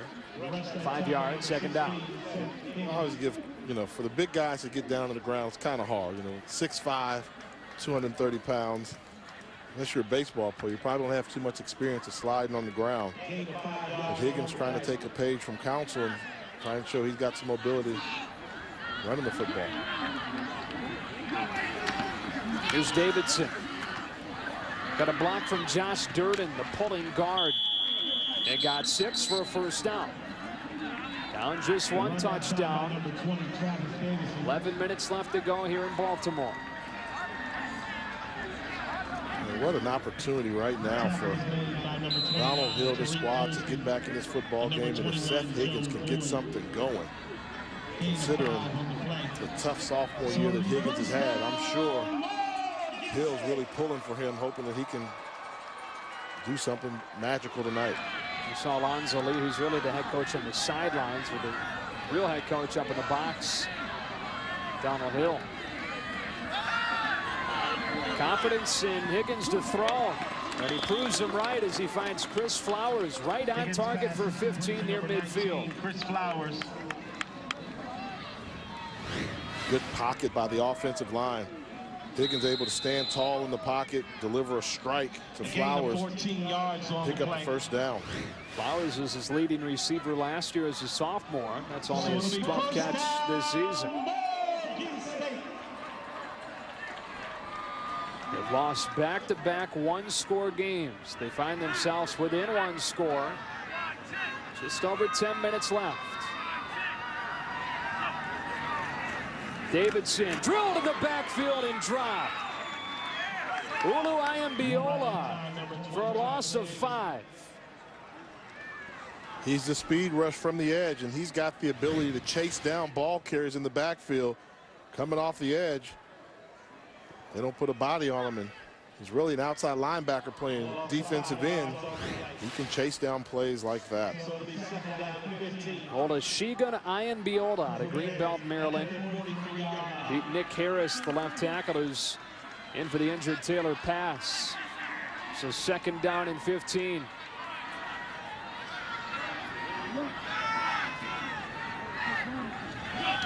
Behind the chains, Higgins forced to throw.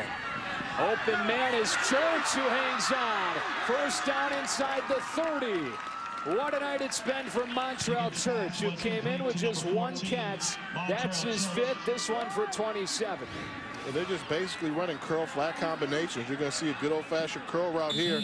The safety's going to slip trying to come over because of the threat of the vertical passing game. Go inside, clear it out, curl routes right there, settle down in the hole. Big play for the Bears. From the 27, back to Davidson. Shifted his way out of a tackle and turned nothing into the first down, gain of 5. Chikizi Ukeji with the stop. MEAC's leading rusher trying to help Morgan State get down the field. Seth Higgins is yet to throw a touchdown in 2012. If I'm a coach, I'm going to know that, and I'm going to force him. If I'm Don Hill, I'm going to force the ball out of his hands and just try and get as much out of Davidson running as I can down in the red zone.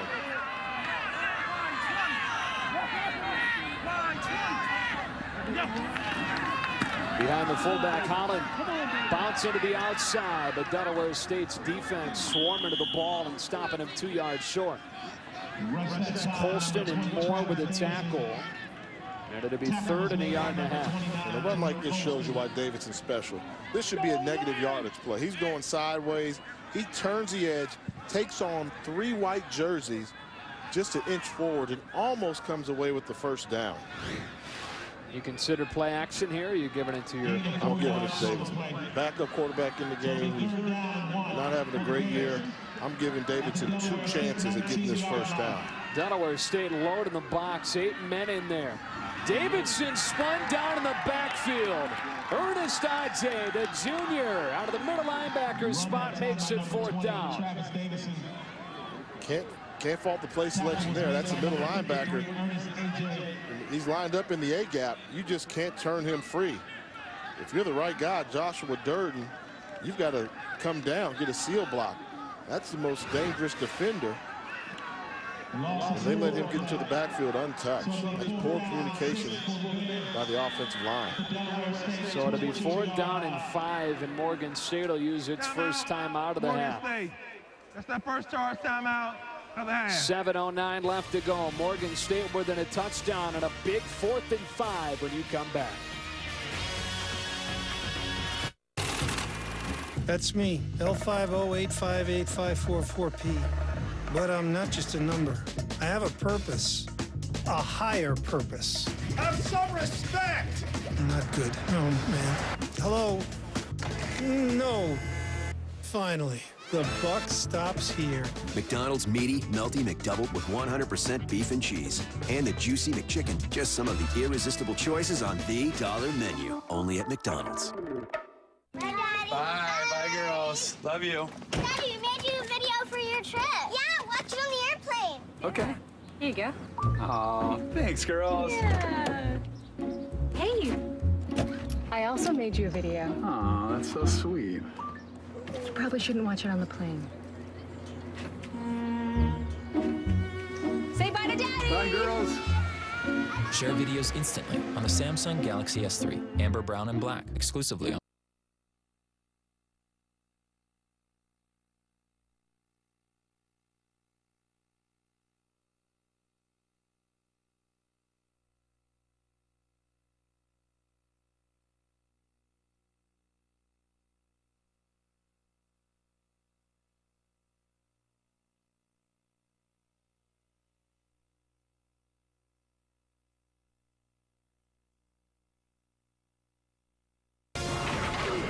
ESPNU College Football Primetime is presented by McDonald's. I'm loving it. Downtown Baltimore, largest city in Maryland, where it's 28-20. Delaware State in front of Morgan State. Looking at a 4th down and 5, and before the break they were looking at going for it, but here they decide to kick a field goal. Senior Irvin Gonzalez leads the MEAC, top 10 in the country with 10 made field goals this year. I like this decision. Down by 8, if you kick a field goal and Delaware State responds with a field goal, you're still down by scoring a 2-point conversion.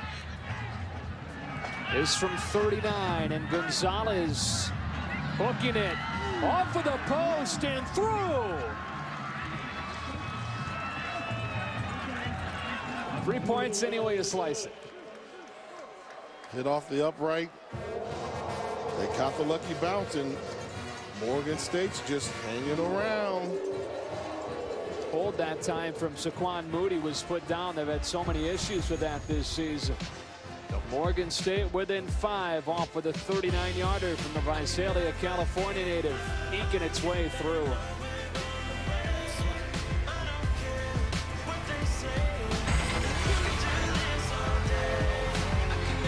Saturday.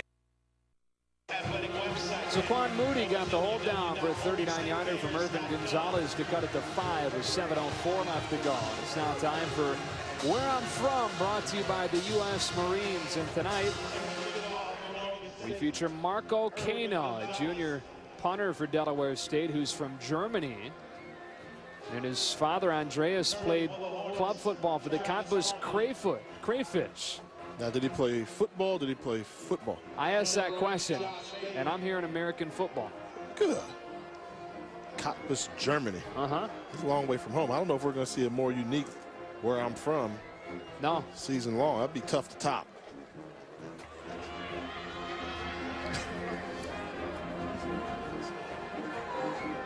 So Morgan State within 5. Irvin Gonzalez field goal brought him there. Sends away the kick to the dangerous Travis Tarpley. And overrunning on special teams coverage. Tarpley making it pay back near midfield. 45-yard return. Tyrone Hendricks shoved him out of bounds. And Delaware State with great field position to try and run some clock. And with that kickoff return, very important that Morgan State got the field goal on that last drive. Ball placed nicely in the right corner, but you're going to see Tarpley do a good job of getting to the wall, getting some defenders in front of him for a big kick return.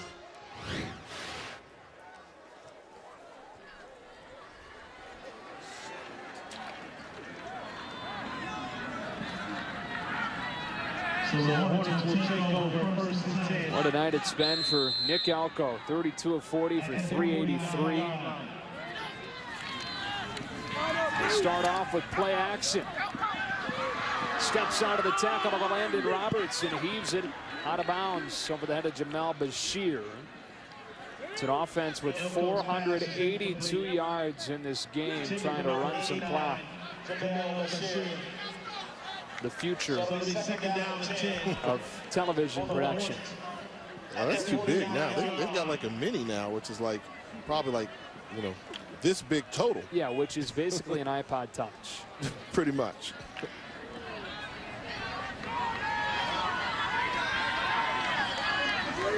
Not calling the game from that. Oh. 2nd and 10. Chung drilled. Morgan State's defense has come up big in this second half. It was Roberts, it was Eugene, and it's 3rd and 10. They've done a good job of slowing down this Delaware State offense, and an offense that was on cruise control for much of this football game. Now they're almost in a must-have 3rd down situation and must convert this. Morgan State issues with personnel. They don't want to have to burn a timeout, but they do. So just one left for the Bears. Timeout, Morgan State.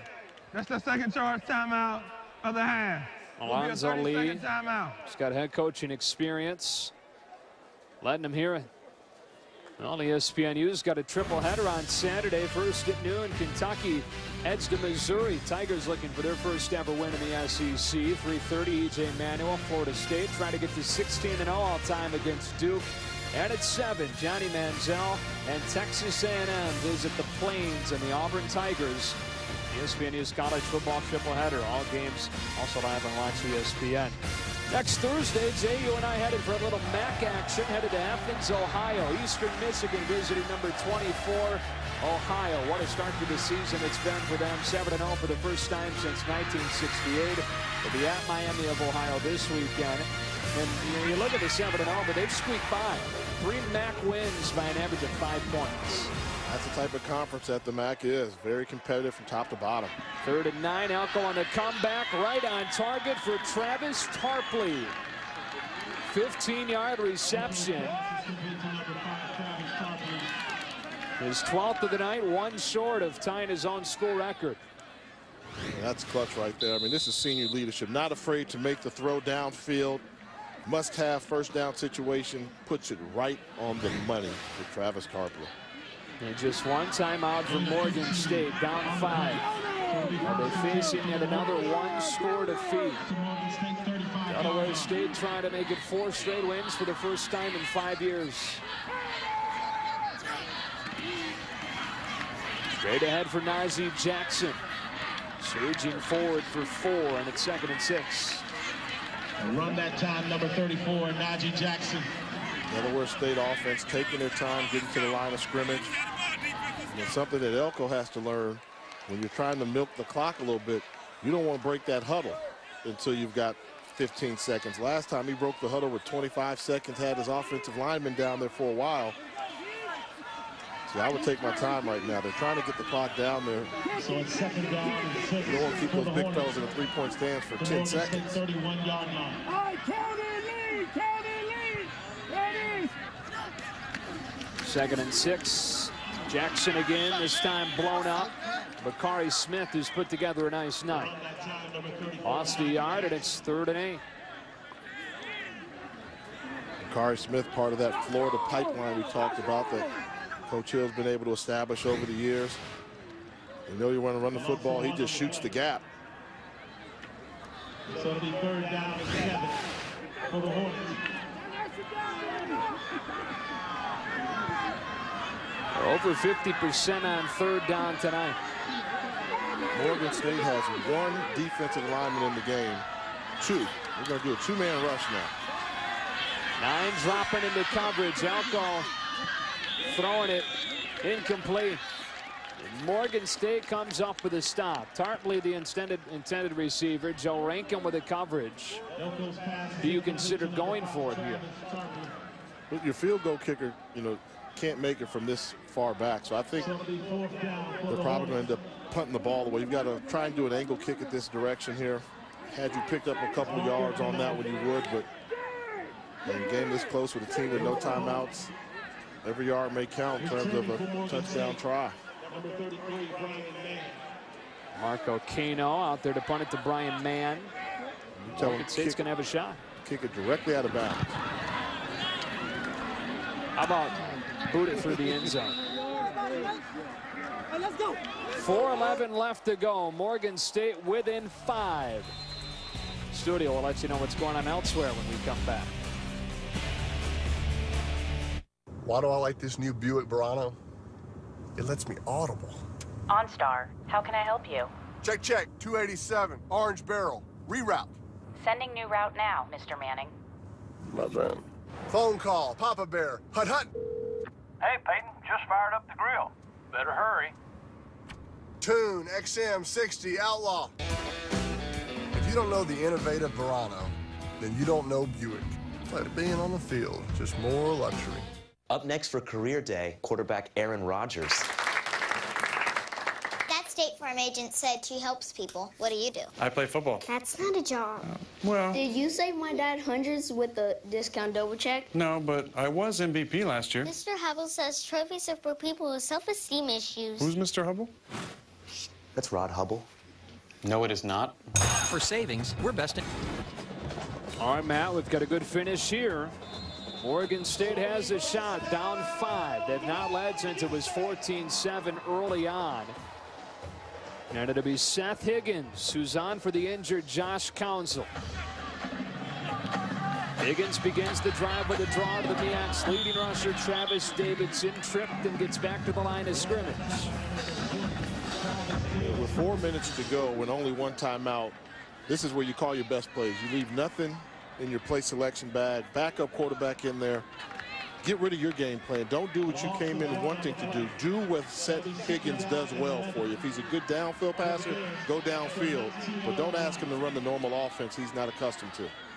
Started the season as the starter, back into the driver's seat for this drive. Christian Johnson with his first catch of the day. Johnson was instrumental in that comeback win at North Carolina A&T with a few receptions when Jay and I saw him back in September as his first catch of the night there. 3.5 to go. And the game was very similar to this, wasn't it, where A&T seemed to be in control. Then the defense for Morgan State got a couple of key stops, and now Morgan with the football with a chance to win late in the game. That's all you can ask for from your football team.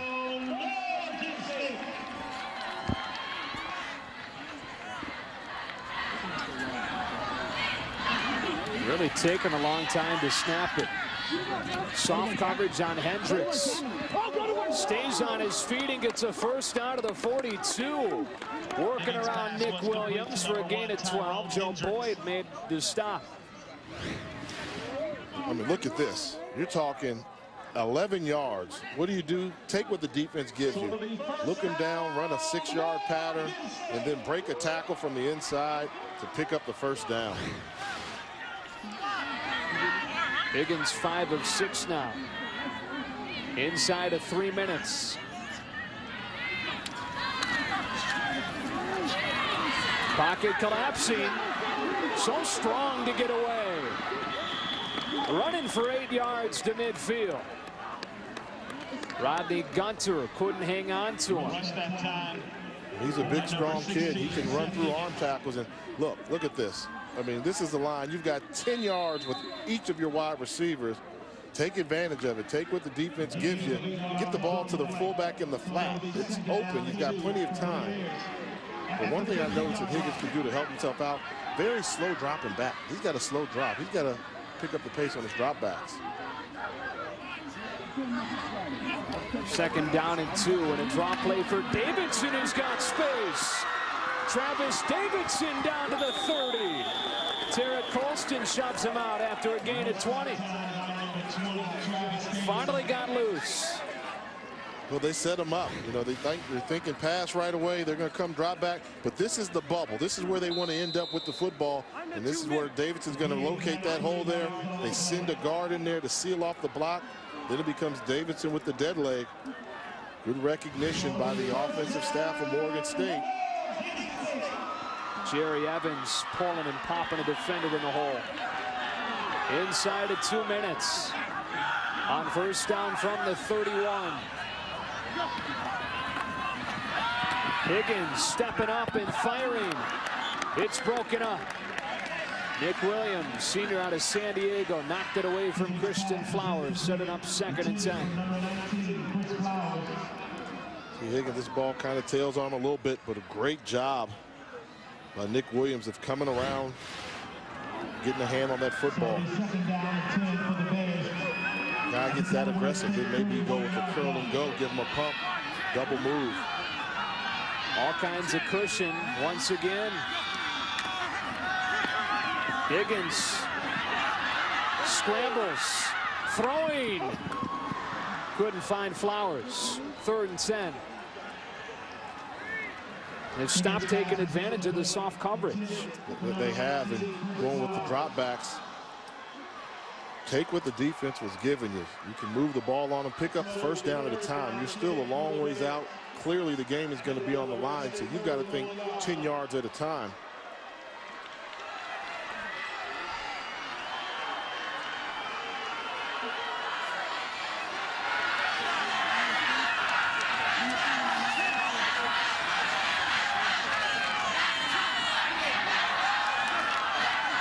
They drop 7. Higgins with a good pocket into traffic. Broken up by Moore, and it's 4th down. Went for Montrell Church. And the safety almost broken front end of the game. And this is what you can't do with the football. One, you can't even afford the risk of an interception on 3rd down. Moore with a great break on the ball. Had he not been undercut by his own defender, that would have been an interception to end the football game. 4th down and 10. Delaware State, the worst 4th down defense in the country. Here's the game.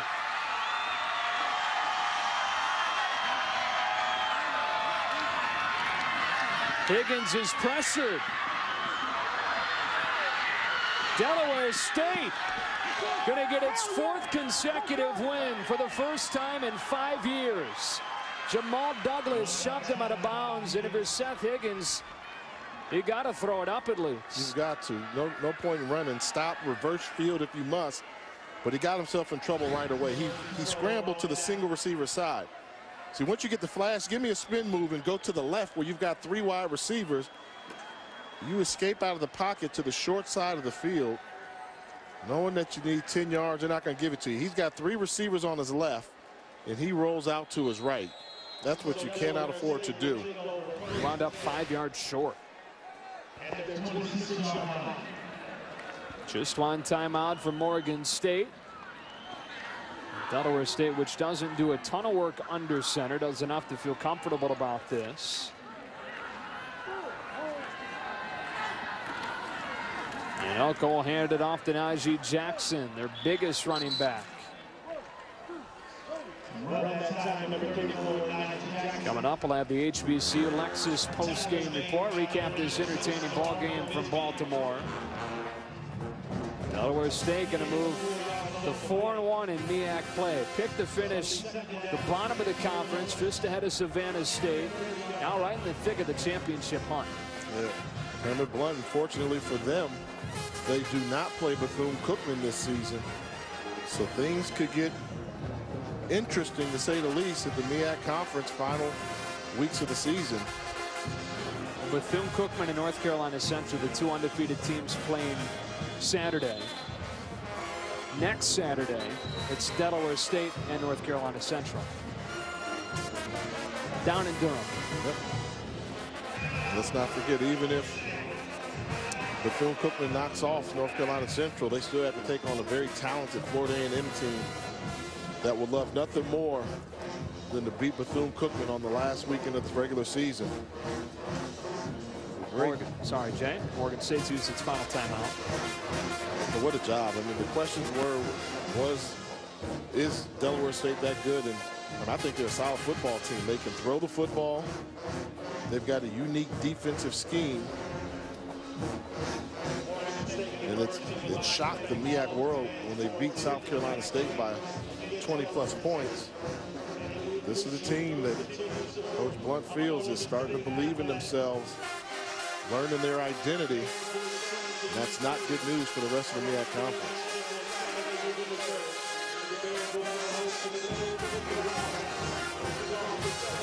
They should need to snap it just one more time.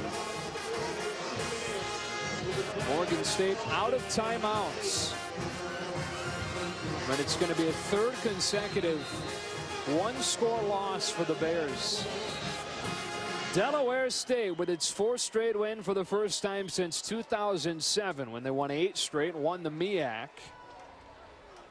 And then a team picked to finish 10th out of 11 teams in the conference. Right at the top of the standings, just a half game back now of North Carolina Central and Bethune-Cookman.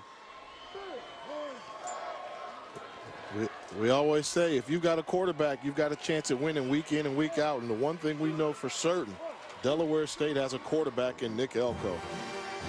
Final score 28-23. Delaware State gets the win on the road. Coming up next at SportsCenter U, Jay and I'll be back for the HBCU postgame report. Let's join Matt, Charles, and Jason back in the studio. Postgame report. Thank you, Matt Schick. This is the HBCU postgame report brought to you by Lexus. 28-23. Delaware State beats Morgan State. Its fourth consecutive win. First time in 5 years they've accomplished that. He's Jay Walker. I'm Joe Davis. How about these numbers we've got for Nick Elko? 33 of 43 for 398, 2 touchdowns. At one point, had 17 straight completions. Not a bad night. No, and that streak was snapped on a screen pass of all things, which you don't expect. But he was very much in control all night. It seemed as if he knew what the Morgan State defense was going to do to him before he broke the huddle. He had the hot hand. They kept feeding him, and he kept producing with big results. It was an entertaining game tonight. Let's take a look at some of the highlights. Morgan State got off to a good start with Josh Council going 41 yards for a touchdown to make it 7-0 on their opening drive. Council would later lead the game with an ankle injury. And Elko got to work, finding Travis Tarpley for the first of his 2 touchdowns on the night. 100-yard return for Tyrone Hendricks. Even the issue at 14-14. But Delaware State responding once again. Tarpley's second touchdown. That came on 4th down. And they went to the ground game. Najee Jackson got in for his 5th touchdown of the season. Council with another touchdown run, but just moments after that would injure the ankle. Seth Higgins would have to come in, and their last-ditch efforts fell short. They're just not able to get it done. Higgins coming in there with the mistake. 4th down. You don't try and run the ball and end up with the gain for 5 yards. So that was a tough break there for them. They've got to learn from it, but I think the story of the night is it seems as if Delaware State is for real. People wanted to know if they're legitimate. I think they're legitimate. Signature wins. Coming in here getting a tough win on the road as well. Legitimate what? Legitimate turnaround or legitimate MEAC contender? MEAC contender at this point. I mean, for them, they don't play Bethune-Cookman, which works to their advantage. So they've beaten South Carolina State, who's a perennial power there. So if they can control their own destiny, that's what you want. You need a little help from one of the other schools. But I think Kermit Blunt has the Hornets at least 2 years ahead of schedule. Nobody predicted they would be in this situation year 2 of his helm of the program. All right, 4-game winning streak, first one in 5 years for this Delaware State program. After starting the season 1-3, they're rolling now. For Jay Walker and for the rest of our crew, my name's Joe Davis. Now back to the studio.